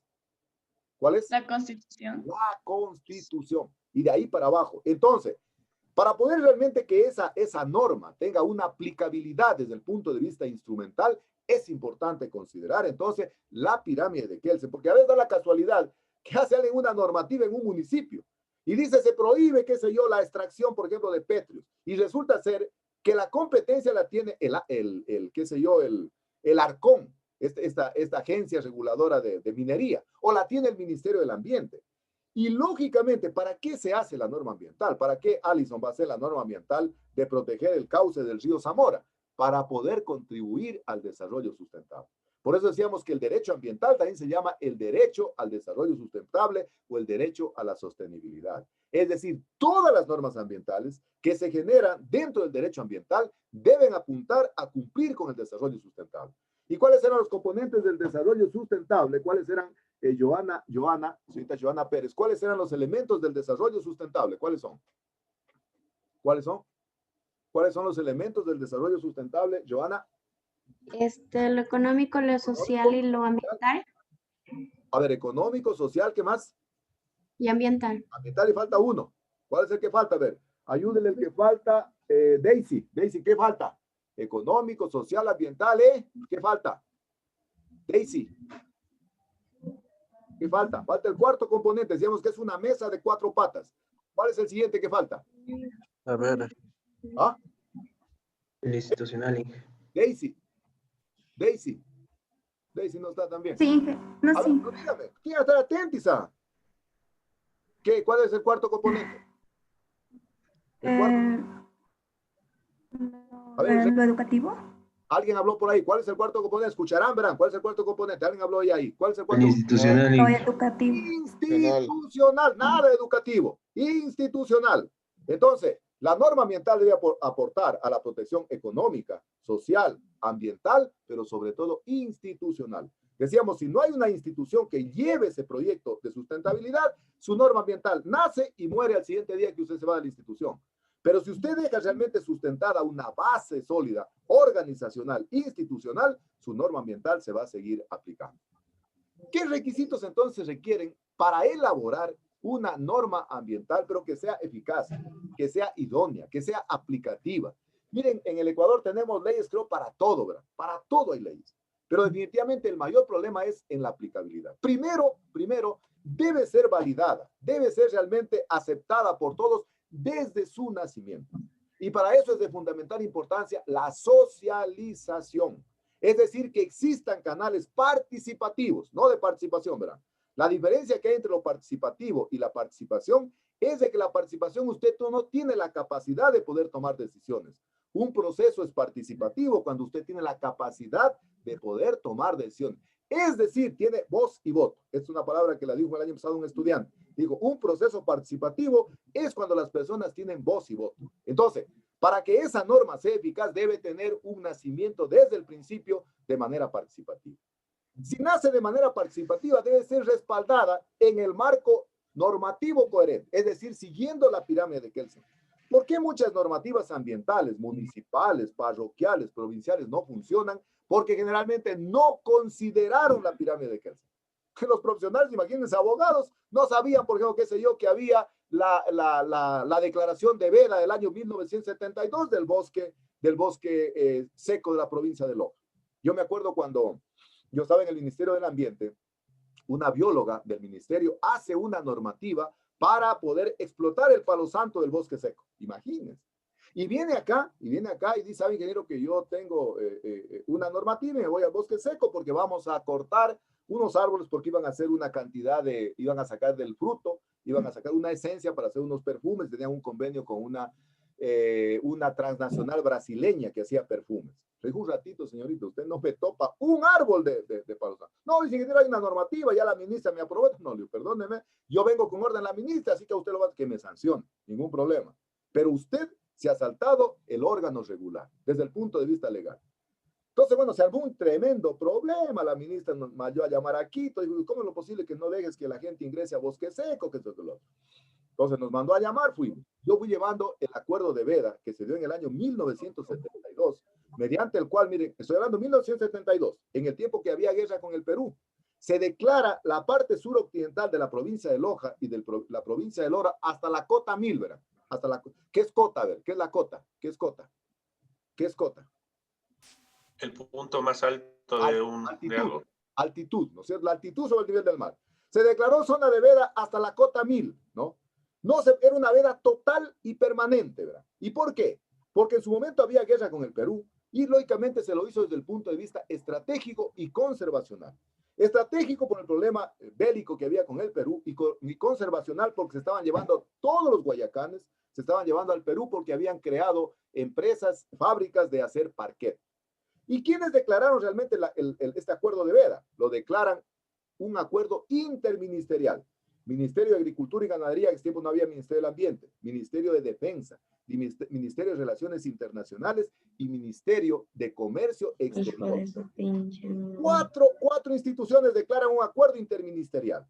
Entonces, yo saqué una copia de ese acuerdo y nos fuimos a Quito porque según ellos, la ministra me iba a destituir porque yo no había cumplido la orden de que esta señorita venga y pueda realmente cumplir con aquello. Llegué a Quito, llevamos unos frutos de palo santo, me acuerdo, y fuimos llevando, yo saqué como unas 20 copias del acuerdo de Veda de la parte suroccidental de la provincia de Loja. Llegamos a Quito, la ministra nos estaba esperando, ya estaba esta bióloga ahí con su grupo de asesores, todas cuestiones, y yo llegué con el secretario abogado que teníamos acá en el ministerio.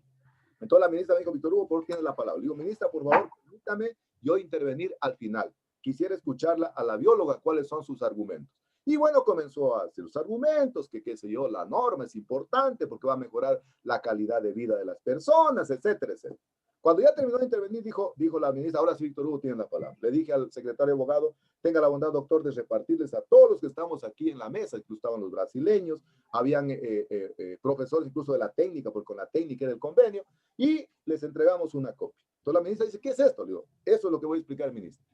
En el año 1972, Bosque Seco, la parte suroccidental de la provincia de Loja, comprendida las provincias de Loja y El Oro, hasta la Cota 1000 se declararon con veda total y permanente.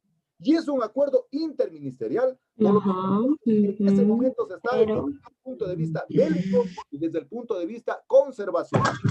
Y por lo tanto no se puede tocar absolutamente nada. La ministra dijo, pero yo no he sabido esto. Y le dijo a la bióloga, ¿y tú no sabrías esto? ¿No considerarías en la norma aquello? No había sabido. En ese momento se desayunaba ello, que había habido una prohibición, que había una veda total. La ministra me dijo, Víctor Hugo, entonces, sabes que según ella me iba a destituir ese día, me dijo, te quedas toda la semana con el abogado para ver una solución, porque esta señora ya hizo la normativa, yo la firmé a la normativa y prácticamente estamos comprometidos con los brasileños, todas cuestiones. Víctor Hugo, ¿será que yo puedo derogar el acuerdo? No puede, ministra, derogarlo. ¿Por qué? Porque es un acuerdo interministerial. No lo declaró solo en su momento el Ministerio del Ambiente, hoy Ministerio del Ambiente con competencias, sino que lo creó Ministerio de Defensa, Ministerio de Relaciones Exteriores, Comercio Integral y Pesca, ¿no? ¿Qué hay que hacer? Habría que modificar la norma. Es decir, la norma no salió respaldada por la autoridad. Y eso generalmente pasa, ¿verdad? La norma tiene que salir desde su nacimiento bien, considerando realmente la pirámide de Kelsen, para que pueda ser respaldada. En el momento que usted tiene el respaldo, le da un espaldarazo y le dice, imagínense que la ministra había dicho, sabe, Víctor Hugo, que usted está equivocado. La bióloga tiene toda la razón. Oiga, la ministra quería matarla a la bióloga. La ministra quería enterrarla a la bióloga, porque prácticamente le había hecho firmar un acuerdo ministerial que no tenía una base jurídica. Y por lo tanto, entonces, ella no le podía dar el respaldo como autoridad. Debe también estar respaldada por la ciudadanía. Allison quiere hacer, lo que les digo, la conservación de la margen del río Zamora, pero realmente la ciudadanía no conoce. Y es lo que pasa generalmente en la vida cotidiana, en la vida práctica, ¿verdad? La gente no conoce, la gente no sabe. Mire, por ejemplo, aquí el problema que hubo en el Capulí, yendo a Malacatos, de la Argelia más arribita, que querían instalar una antena, por ejemplo, una antena. La gente se tomó realmente las instalaciones porque la ciudadanía no había conocido. Es decir, para que una norma ambiental pueda ser respaldada, es de fundamental importancia socializar la norma. Yo tenía en ese tiempo un estudiante que era de esa parte, me decía, ingeniero, mire, cuando fueron a socializar la norma, la hicieron, dice, qué sé yo, por Quilloyaco. Y la gente que donde estaba realmente implicada nunca conoció del asunto. Entonces, otro aspecto fundamental para que la norma sea eficaz, hay que contar con la participación. Pero decíamos participativo. ¿Cuándo es participativo? Cuando tiene voz y voto. Es decir, cuando la población tiene la capacidad de poder tomar realmente decisiones. Y otra característica fundamental, las normas no solo pueden ser prohibitivas. Decíamos que la ley permite, prohíbe o sanciona. La ley permite, prohíbe o sanciona. Repito, verá, permite, prohíbe o sanciona. Pero también la norma puede tener incentivos, puede tener premios, así como tiene castigos, puede tener premios. Por ejemplo, hablemos de la normativa, no sé, de sociobosque, que tiene premios, por ejemplo, qué sé yo, a quienes tienen bosques y permiten la captura de CO2. Entonces, la norma, así como tiene castigos, así como tiene cuestiones posiblemente punitivas, pecuniarias, es de fundamental importancia también que tenga incentivos para quienes conservan el ambiente. Entonces, yo le decía a este señor de Vilcabamba, que tenía los chivos, le decía, pero usted debería tener un incentivo, usted debería tener un subsidio prácticamente en la junta parroquial para poder seguir haciendo esa actividad productiva que generaba realmente muchos recursos. El derecho a vivir en un ambiente sano y ecológicamente equilibrado. Esto prácticamente está consagrado en todas las constituciones latinoamericanas y constituye en un derecho de tercera generación. Es decir, el derecho ambiental forma parte de los derechos humanos y es un derecho de tercera generación. Es decir, ¿por qué decimos que es un derecho de tercera generación? Porque decíamos de que el ambiente es complejo, el ambiente es muy complicado y por lo tanto entonces privilegia... Dime. Apaga el micrófono. Alguien tiene el micrófono prendido ahí, me está obstaculizando la clase. A ver, ¿quién está con el micrófono prendido, por favor? Estamos en clase, estamos en clase, es una clase magistral. Que no quieras, lamentablemente, yo no tengo ningún problema, puede irse nomás, ¿no? Les robo, por favor, me sacan de contexto. Entonces digo que el derecho ambiental promueve derechos colectivos. Y lógicamente yo decía que 1972, Estocolmo, realmente para mí es el punto de partida del derecho ambiental. Sin embargo, a pesar de que promueve derechos colectivos sobre los derechos individuales, a veces esto es una pregunta, es un interrogante. A veces siguen privilegiándose los derechos de los grandes monopolios, de los grandes grupos de poder, sobre los derechos individuales, sobre los derechos colectivos. Pero esto es una máxima, ¿verdad? Casi en todas las constituciones latinoamericanas, ustedes leerán que dice, el Estado ecuatoriano se compromete a generar un ambiente sano y ecológicamente equilibrado. Alguna vez decía un ecólogo, decía, los estados no pueden comprometerse a aquello, porque el ambiente sano está íntimamente ligado a la salud humana. Si el ambiente está contaminado, si el ambiente está enfermo, por ende, la población también está enferma. Si la población está enferma, va a contaminar también el ambiente. Y me lo está pasando ahora con la pandemia. La pandemia nos está pasando una lección así, pero si no la aprendemos definitivamente es porque somos necios mismos, ¿no? Es decir, miren cómo realmente la fauna, la flora se recuperó en este tiempo. Es decir, los derechos colectivos son de fundamental importancia. Y entonces, en este derecho humano de tercera generación está el derecho ambiental. ¿Qué dice nuestro artículo 14? Veamos, revisemos el artículo 14 de la Constitución, que ustedes ya lo revisaron en la clase anterior. Dice, se reconoce el derecho de la población a vivir en un ambiente sano y ecológicamente equilibrado. Es decir, a tratar de garantizar sostenibilidad a esto que decimos del buen vivir, ¿no? Y entonces decía este ecólogo, los estados no pueden comprometerse a aquello, porque deberían primero luchar contra la pobreza, porque da la casualidad, miren, que lamentablemente, para bien o para mal, la pobreza está íntimamente ligada a la contaminación ambiental. Si no daránse cuenta ustedes que en los suburbios, donde existe la mayor pobreza, es donde existe la mayor contaminación ambiental. ¿Por qué? Porque tienen menos necesidades básicas insatisfechas. Es decir, hay una cantidad de necesidades que no se han solucionado, de agua potable, de alcantarillado, de luz eléctrica, etcétera, etcétera. Y sin embargo, el artículo 14 dice que el Estado reconoce el derecho de la población a vivir en un ambiente sano y ecológicamente equilibrado. Fíjense que a veces los asambleístas o los legisladores ni siquiera saben lo que escriben, no saben ni siquiera a qué se comprometen. Esto nace de los derechos internacionales, ¿verdad? Esto nace de los acuerdos internacionales. No es algo tampoco que salió de la imaginación, de la creatividad de nuestros legisladores, ¿verdad? No les da para tanto, ¿verdad? Esto nace de la ecologización del derecho internacional. Pero lógicamente, tienen que los estados hacer un esfuerzo por tratar de sanear el ambiente y lógicamente disminuir la brecha que existe de pobreza. Porque de lo contrario, si seguimos contando con tugurios, con necesidades básicas insatisfechas en la población, vamos a seguir teniendo un ambiente contaminado. Entonces, el deber del Estado y de los ciudadanos, ¿a qué nomás plantea el derecho ambiental? Primero, a tratar de mantener, dije antes, la idea de tener un desarrollo sustentable o sostenible. Esto prácticamente lo mencionan en todas las constituciones creo que de todos los países latinoamericanos. Lógicamente lo escriben mal, ¿no? Porque ponen el medio ambiente, el hombre. ¿No? Son, lógicamente, son los legisladores, pues no son los ingenieros forestales que conocemos de la temática. Sin embargo, casi en todas las constituciones hay la idea de promover la sustentabilidad, es decir, de tratar de ecologizar el ambiente. Una de las cuestiones fundamentales es este principio que se conoce con el nombre del principio de corresponsabilidad asimétrica. ¿Qué será la simetría, verán? ¿Qué será la simetría? ¿Qué será simetría? ¿Qué será simetría? ¿Qué será simetría? ¿Qué es simetría? A ver. Estoy solo. ¿Es la forma y tamaño respecto hacia un punto?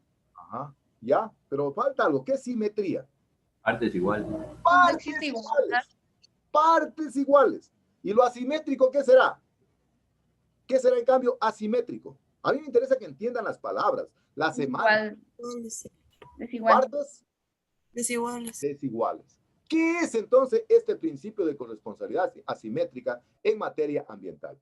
Que en materia ambiental todos somos corresponsables, pero tenemos diferentes responsabilidades. Eso significa. Es decir, que los que contaminan más deben aportar más.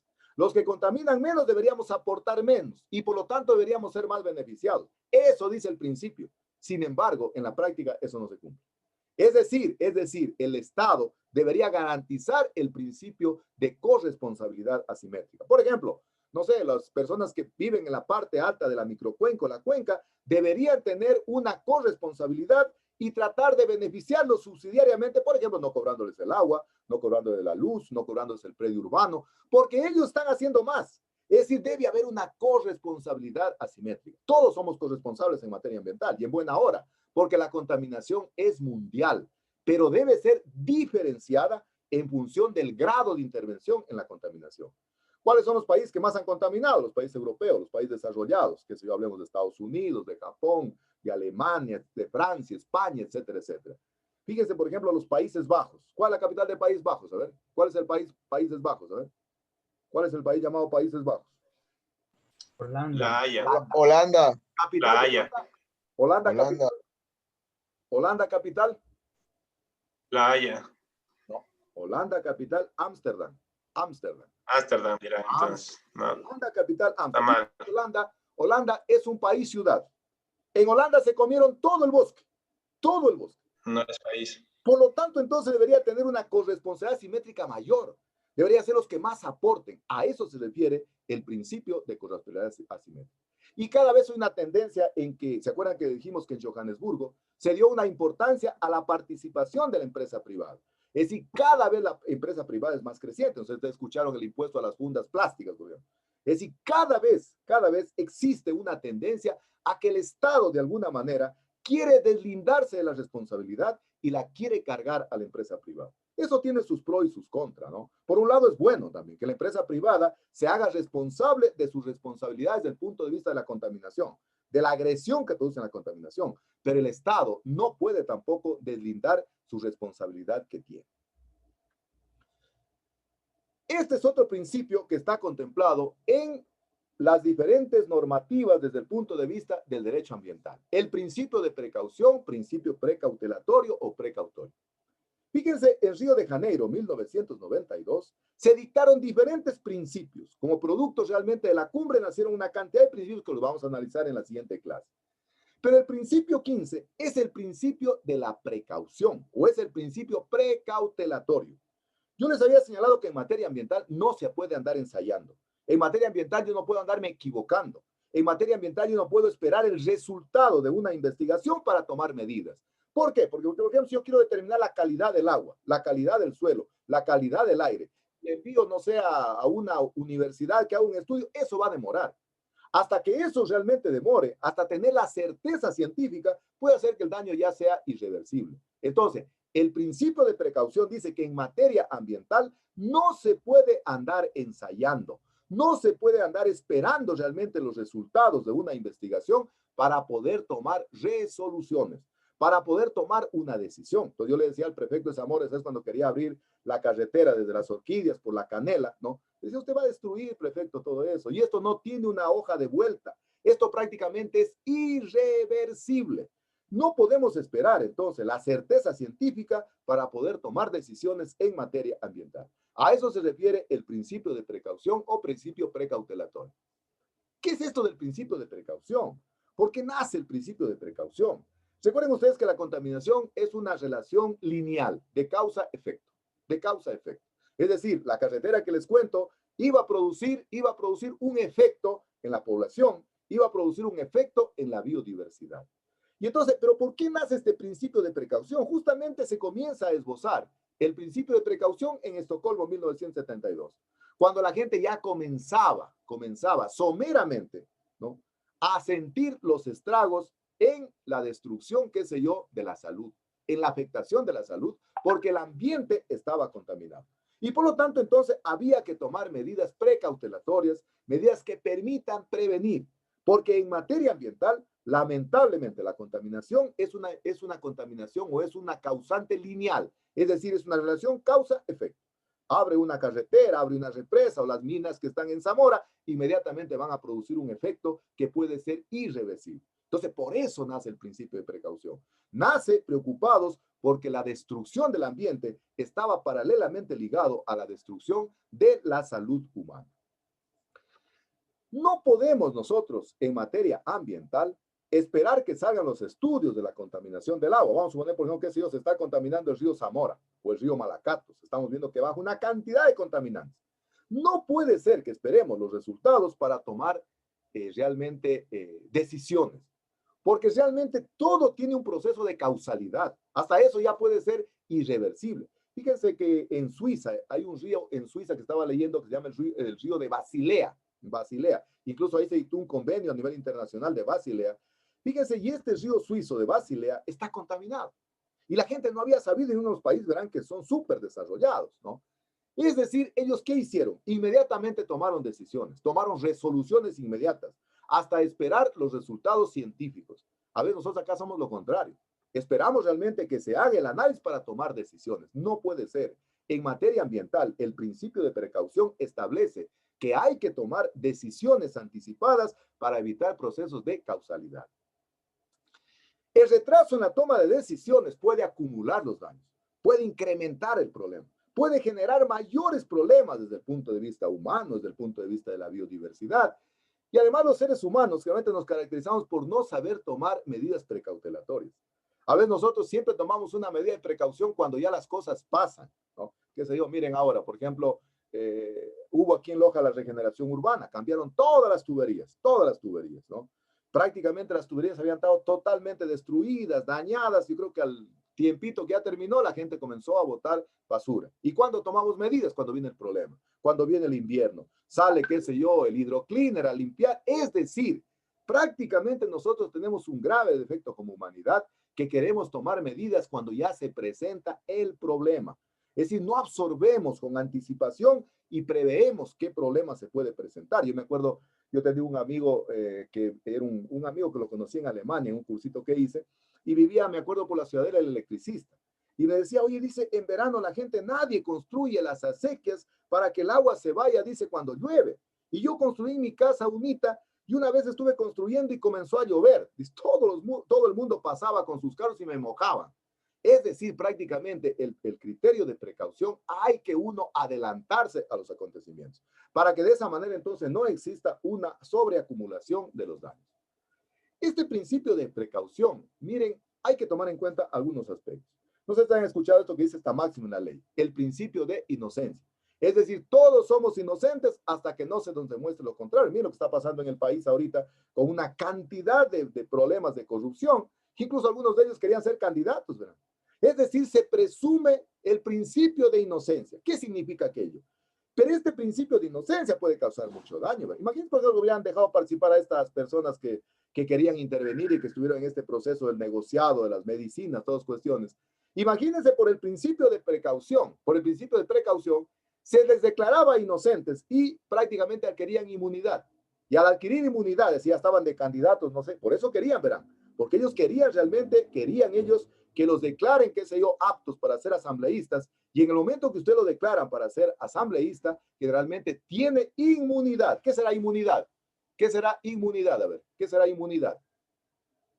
¿Qué será inmunidad? ¿Qué será inmunidad? A ver, quiero que me diga qué es inmunidad. Guamán Jenny, ¿qué es inmunidad? Guamán Jenny. Son, que digamos... A ver, ¿qué es inmune?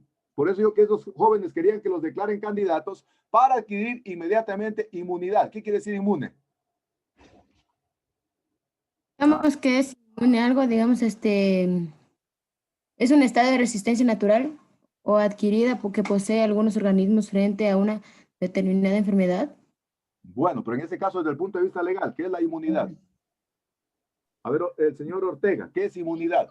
¿Qué es inmunidad desde el punto de vista legal? Porque dice que el principio de inocencia generalmente puede producir efectos contrarios a la destrucción del ambiente. Oscar, ¿qué es el principio en este caso, inmune? ¿Por qué querían ellos declararse asambleístas para tener el principio de inmunidad? ¿Qué quiere decir?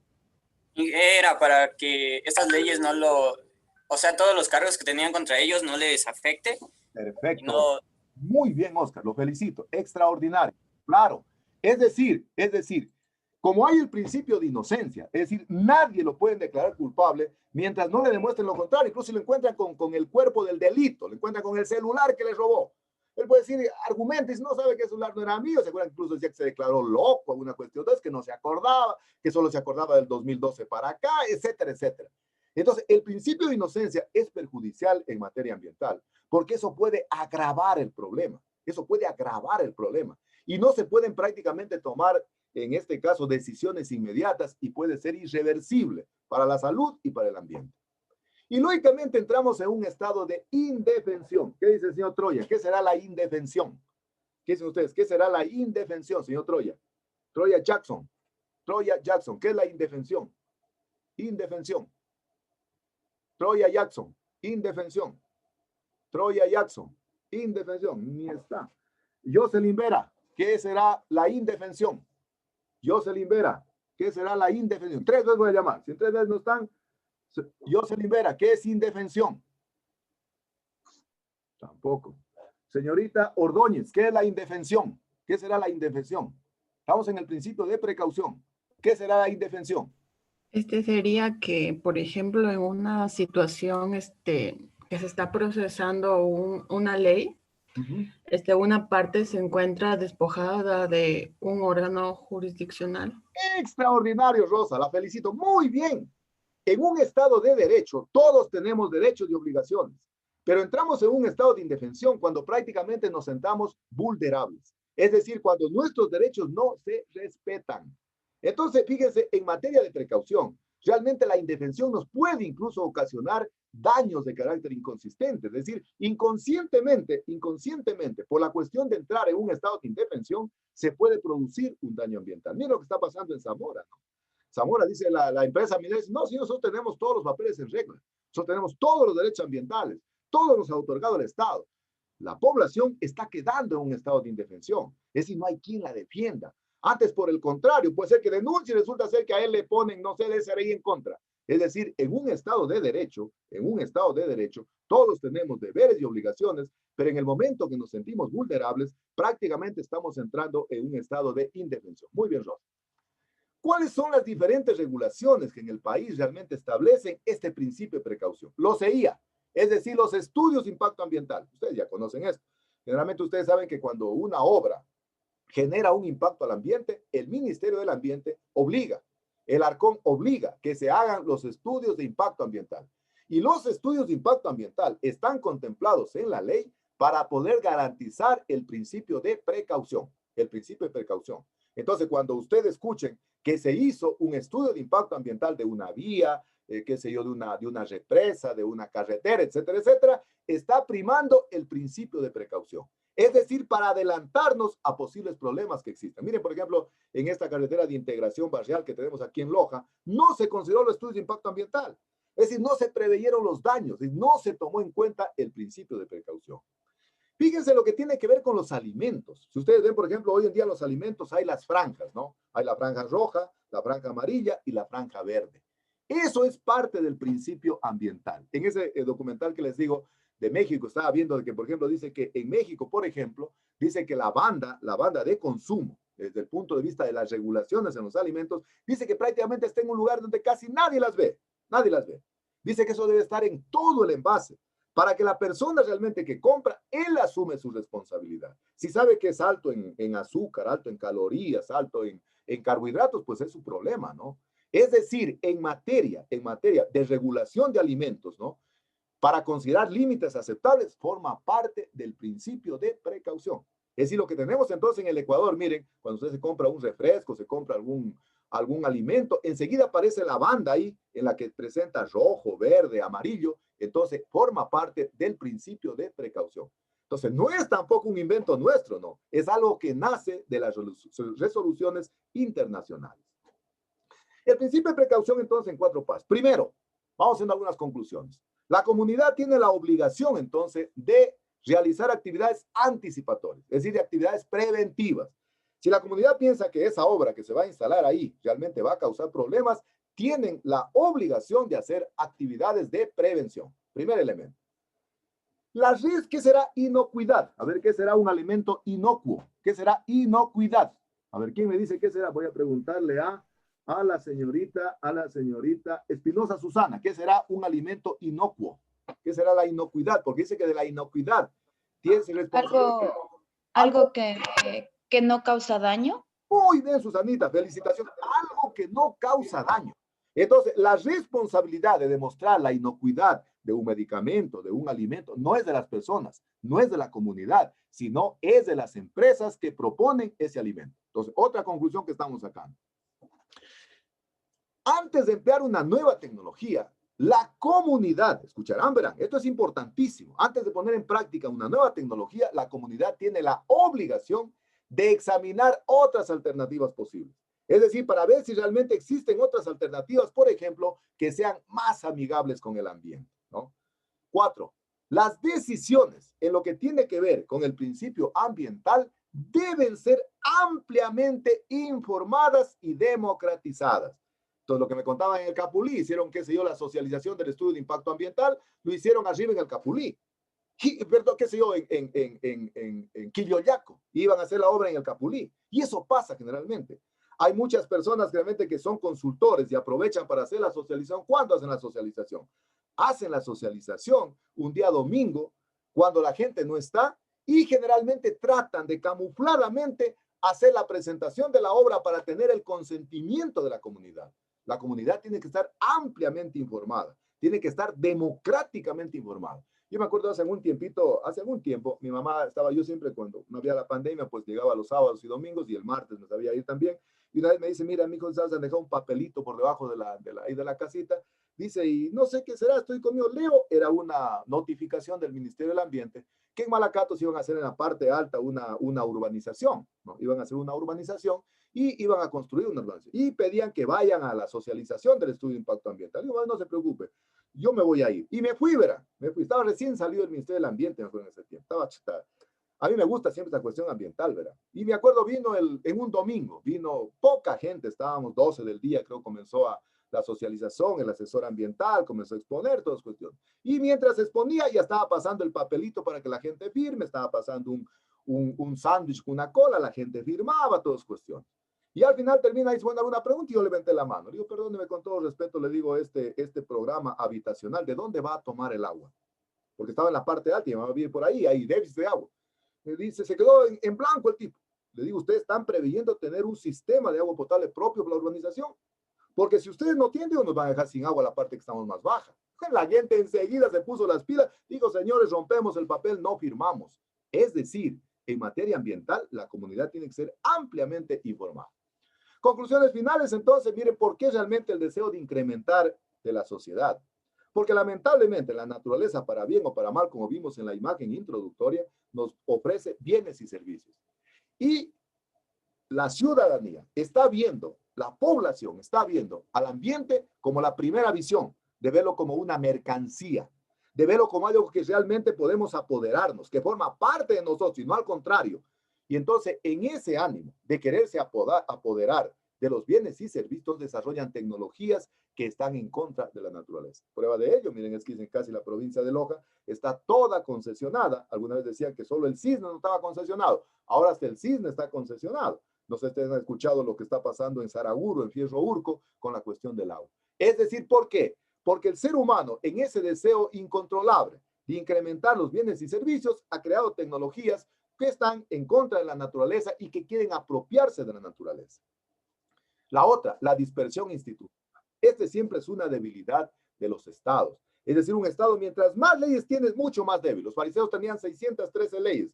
Jesús les dijo, apliquen las 4 mandamientos, suficiente, y den al César lo que es del César. Sin embargo, esa dispersión hace que exista una superposición.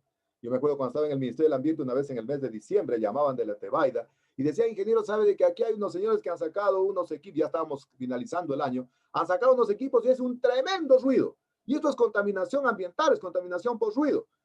Decíamos, bueno, pues que esa competencia la tiene el municipio, es que esa competencia la tiene el Consejo Provincial, es que esa competencia la tiene el Ministerio de Salud. Es decir, esta dispersión genera debilidad en la gestión ambiental y superposición en las competencias. Mire, por ejemplo, aquí puse un ejemplo. Y puse justamente en materia del aire. Aquí están todas las instituciones que existen en el país. Hay leyes para todo, ¿verdad? Por ejemplo, en materia de aire, ¿quién nomás tiene que ver? Tiene que ver el MAE, tiene que ver los municipios, tiene que ver el Ministerio de Salud Pública, el Consejo Nacional de Tránsito, etcétera, etcétera. Y como dice esta máxima, el que mucho abarca, poco aprieta. Es decir, mientras más instituciones existen, mientras mayor cantidad de organismos están encargados de esa competencia, todo el mundo se tira la pelotita. Miren ahora los incendios forestales. El Ministerio del Ambiente le tira la pelotita al Cuerpo de Bomberos. El Cuerpo de Bomberos le tira la pelotita a la Junta Parroquial. La Junta Parroquial a su vez se tira la pelotita entre... Es decir, esta dispersión institucional origina, por un lado, debilidad y superposición de funciones. Conclusión final, entonces, en el Ecuador prácticamente tenemos legislación ambiental de todo. Tenemos absolutamente leyes para todo. ¿Dónde estamos fallando? Primero, en la debilidad que cada vez es generalizada en el Estado ecuatoriano. Yo les contaba a ustedes el caso del Podocarpus, ¿no? En el Podocarpus, imagínense, hace poquito anunciaban que se reducía el presupuesto para los guardaparques. Imaginen lo que es cuidar 146.280 hectáreas, ¿no? Es decir, el mayor problema de los estados que los debilita es la aplicación y el control de la legislación. Ahí estamos fallando. Es decir, podemos tener la cantidad de leyes ambientales, pero si no las aplicamos y a su vez no las controlamos, definitivamente se va a continuar destruyendo el ambiente y la biodiversidad. Por lo tanto, entonces se dice que hay una relación directa entre el mercado y el deterioro ambiental. De mañana estaba escuchando que el COE a nivel nacional posiblemente prohíbe todas las fiestas de Navidad y fin de año. Excelente, oiga, excelente. Porque esa es la fiesta en la cual mayormente se contamina. Yo me acuerdo que en mi tiempo que yo hice mi posgrado, 2 años que pasé fuera del país, nunca hacían Navidad, no había absolutamente nada, porque hay una relación directa entre el deterioro ambiental y el mercado. Después verán ustedes la cantidad de fundas que dejan abandonadas, porque aparte, qué sé yo, de que le ponen el regalo en funda, le meten en otra funda. Entonces hay un deterioro directo, hay una relación directa entre el mercado y el deterioro ambiental. Y después aparece esto, ¿no? La cantidad de basura, la cantidad de desechos. Dicen que ninguna sociedad ha producido más desechos que nosotros. Es decir, cada vez existe mayor cantidad de basura. Fíjense que en ese tiempo de la pandemia, incluso decían que hasta eso se había reducido. Es decir, la naturaleza nos estaba enseñando que hay que vivir en convivencia con la sociedad. Pero yo tenía, verán, la esperanza puesta de que después de la pandemia íbamos a salir un poco más humanizados a esa nueva realidad. Sin embargo, todo lo contrario, verán. De mañana estaba escuchando las noticias que prácticamente en el Ecuador hay 24 cepas que ha clonado el virus y se vuelve mucho más peligroso, pero a pesar de eso, la gente está tomando las menores medidas de precaución, de seguridad. Es decir, fíjense, la naturaleza nos enseñó en ese tiempo que prácticamente se estaba reconstituyendo naturalmente la naturaleza, se estaba regenerando naturalmente la naturaleza. Hemos producido una cantidad de basura. Y finalmente termino con esta frase de Octavio Paz. Este es un sociólogo que escribe cosas maravillosas y que a mí me gusta leerlo. Y retomé esta frase que dice que el mercado tiene entonces una relación directa con el deterioro ambiental, con el deterioro de la naturaleza, con el deterioro de la biodiversidad. ¿Por qué? Porque hoy todo se ha vuelto algo cosificado, cosificado. Es decir, hoy todo se ha vuelto cosa. ¿Y cómo se vuelve cosa? Usted va a una tienda y dice, véndame una botellita de agua, compra. La destapa la botella, la usa y después tira a la basura todo aquello. Entonces, Octavio Paz dice que hoy en día, el mercado tiene una relación directa con el deterioro de la naturaleza. Porque todo se ha vuelto cosa que se compra, se usa y se tira a la basura, ¿no? Es decir, nos estamos volviendo cosificados. La gente nos estamos haciendo muy materialistas. La gente en Navidad compra cosas que ya tiene en la casa, hombre. Compra cuestiones que definitivamente son inservibles, que al siguiente día la están destruyendo. Para mí me parece bien que prohíban este tipo de cuestiones, porque de esa manera la naturaleza tiene la posibilidad de regenerarse. Es decir, entonces, no la veamos a la naturaleza como una mercancía, no la veamos a la naturaleza como algo cosificado, sino que veamos a la naturaleza como lo que es, un sujeto de derechos, un ser vivo. Y eso es lo que promueve el derecho ambiental. Es decir, tratar de promover, de precautelar los derechos que tiene la naturaleza como un ambiente vital, como un espacio vital, donde coexistimos. ¿Qué quiere decir coexistir? Es decir, vivimos armónicamente hombres y mujeres, vivimos biodiversidad, vivimos animales, vivimos plantas, vivimos agua. Es decir, no somos los únicos. Por eso me encantó el concepto que dio Allison con muchísima propiedad. Dijo, hay interacción. Es decir, estamos interactuando, no estamos solos. Pero la gente piensa que el ser humano, hombres y mujeres, somos solos, que vivimos solo nosotros. Miren, la pandemia nos demostró que en ciertos países estaban saliendo la fauna a la ciudad, ¿no? Porque definitivamente el destructor, el extractivista, estaba encerrado, ¿no? Entonces, Tenemos que tratar de cambiar, de construir ese estereotipo de ver a la naturaleza como algo cosificado. Veamos a la naturaleza como un ambiente vital. Veamos a la naturaleza como un espacio vital en donde coexistimos mujeres, hombres, flora, fauna, agua, etcétera, etcétera. Es decir, como dijo Allison, donde coexistimos factores bióticos y abióticos. Y eso entonces promueve la protección del ambiente a través del derecho ambiental. Bien, hasta ahí la primera parte. Entonces, hasta ahí la primera parte. Me gustaría por favor que enciendan las camaritas para irnos despidiendo, para ver quiénes se quedaron hasta el último también. A ver cuántos tengo aquí. Así están los 37. Bueno, no sé si tienen alguna pregunta, tal vez alguna sugerencia, alguna duda, tal vez que quedó. ¿Alguna pregunta? ¿Tal vez está claro? ¿Estamos claros? Sí, sí está claro. Perfecto. Muchísimas gracias. Entonces, hemos abordado la primera parte, la primera parte del derecho ambiental. Hay una segunda parte que vamos a seguirla analizando, porque miren, a mí me interesa que el futuro ingeniero e ingeniera forestal tenga un conocimiento holístico de la asignatura, tenga un conocimiento amplio de la asignatura, de lo que es el derecho ambiental. A mí no me interesa, yo no les voy a tomar el examen, dígame qué dice el artículo 14. ¿Para qué? Eso es vago. Eso es intrascendente. Si usted le pregunta a un abogado, le dice, ¿qué es el artículo 14? Ya saca el celular, pone el Lexus y pone ahí, sale artículo 14. ¿Para qué va a estar aprendiendo? Las audiencias, los abogados dan así ahora, ¿verdad? Antes se aprendían, pero a mí me interesa que mis estudiantes hagan con sentido común. Es decir, que mis estudiantes sepan realmente los lineamientos que se dan en el derecho. ¿Cómo nace una ordenanza? Eso sí van a hacer ustedes. ¿Cómo nace una normativa? No sé, alguien ya ingeniero forestal y le piden que haga una normativa para bosque seco, o le piden que haga una normativa para el aprovechamiento de semillas. Y tiene que considerar todo, tiene que considerar la pirámide de Kelsen para determinar realmente lo que existe ahí, tiene que considerar que se haga legitimada por la comunidad, por la población, que participen todos, tiene que considerar castigos, pero tiene que considerar también beneficios. Es decir, tratar de que todos puedan participar. Eso realmente me comprometo. Bien, entonces, si Dios lo permite, pues nos estamos viendo la próxima clase. No se olviden, chicos, lo que siempre yo les digo, trascender como buenas personas, como buenos seres humanos. Créanme que para mí es súper importante que sean extraordinarios profesionales. Y no lo dudo que lo van a hacer. Lo van a hacer, extraordinarios profesionales. Pero a mí me quiero que sean extraordinarias personas. Y ya les contaba esta frasecita que enviaron al WhatsApp de un amigo que decía que el dinero hace personas ricas. El conocimiento hace personas sabias. Pero la humildad hace personas extraordinarias. Así que, por favor, apliquemos aquello, ¿no? Pero no quiere decir humildad, no quiere decir humillación, ¿verdad? No quiere decir que alguien por nuestra condición social, de género, económica, cultural, religiosa, nos quieran pisotear. Cuidado, cuidado, tampoco aquello, ¿no? Y el éxito pues viene acompañado de conocimiento, de esfuerzo y actividad. Y si ustedes realmente aplican aquello, la humildad, van a ver que ustedes van a ser grandes. Es decir, no se necesita en la vida impresionar, ¿verdad? En la vida se necesita inspirar. No estén afanados a querer, qué sé yo, impresionar a alguien. Traten de inspirar confianza, inspirar amor, inspirar solidaridad. Para mí eso es lo más importante. Muchísimas gracias. Les agradezco realmente a todos los compañeros que ponen en práctica lo que dijimos en el encuadre, que es prender sus camaritas. Para mí es de fundamental. Y ya los que ya no quieren, ya no podemos insistir. Ya no se puede hacer absolutamente nada. Ya están además en octavo ciclo, pero hay algunos que ni siquiera están en clase. Algunos están, qué sé yo, no sé, en cualquier cosa. Por eso veía algunos estados que están durmiendo. Bueno, ya es cuestión de cada cual, ¿no? Eso es cuestión de cada cual. Recuerden que ustedes están en una posición fundamental en la formación académica, que es prepararse para hacer su proyecto de tesis.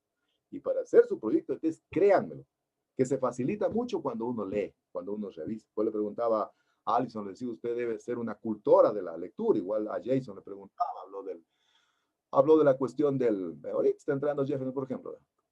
O sea, no puede ser así. O sea, definitivamente el que quiere realmente ser bueno, a mí no me digan.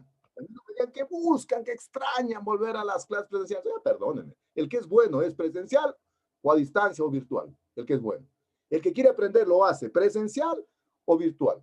El que no quiere aprender no entra a clase. Yo veía que algunos, permiten que yo voy al baño, si iban a la grada ahí en Forestal, estaban sentados media hora. Entonces, a mí no me digan que realmente, qué sé yo, no estudian porque la cuestión es virtual y todo eso. No. El que quiere estudiar, lo hace realmente en cualquier circunstancia. Así que yo los invito y los convido a que participen, lean, verán. Vayan leyendo, estos temas son fabulosos. Y yo, verán, les dejo la espinita, verán. Esta es una maestría extraordinaria, derecho ambiental. Y a su vez pueden tener una subespecialidad en flora, en fauna. Es extraordinaria, verán. En el Ecuador no hay eso, no hay eso. Créanme que los abogados no saben, ¿verdad? La cuestión del derecho ambiental. No conocen. Ellos saben de la cuestión del derecho penal, del derecho civil, del derecho administrativo, etcétera, etcétera. Pero no saben los elementos del derecho ambiental. Así que mi especial agradecimiento, estimadísima señorita, señor estudiantes, para mí siempre es un verdadero privilegio trabajar aún más en un país donde no hay trabajo. Dios le pague por permitirme trabajar con ustedes. Mi mamá siempre me dice, mañana no te olvides de darles gracias a tus estudiantes, porque gracias a ellos tienes trabajo en esta situación tan complicada por la que hemos estado viviendo. Yo soy un privilegiado de tener trabajito y para mí, por eso siempre digo que mis estudiantes son la piedra angular en el proceso de enseñanza-aprendizaje. Entonces, si Dios lo permite, hagamos un buen trabajo para la próxima semana, hagamos una muy buena exposición, retroalimentemos, sin leer, verán. La próxima semana dijimos que el que comienza a leer textualmente, lo suspendemos y hacemos pasar a otro, sin leer, utilizando la lámina, utilizando las mnemotécnicas, utilizando figuras, gráficos, hacerlas bien, y no se olviden, por favor, de participar en los foros, no se olviden, por favor. Así que si Dios lo permite, entonces nos vemos la próxima clase, que les vaya extraordinariamente bien. Que estén muy bien. Hasta luego, chicos, que estén muy bien. Hasta luego, ingeniero. Muchas Ingeniero, gracias. pase bien. Hasta luego, ingeniero. Ingeniero, que pase bien.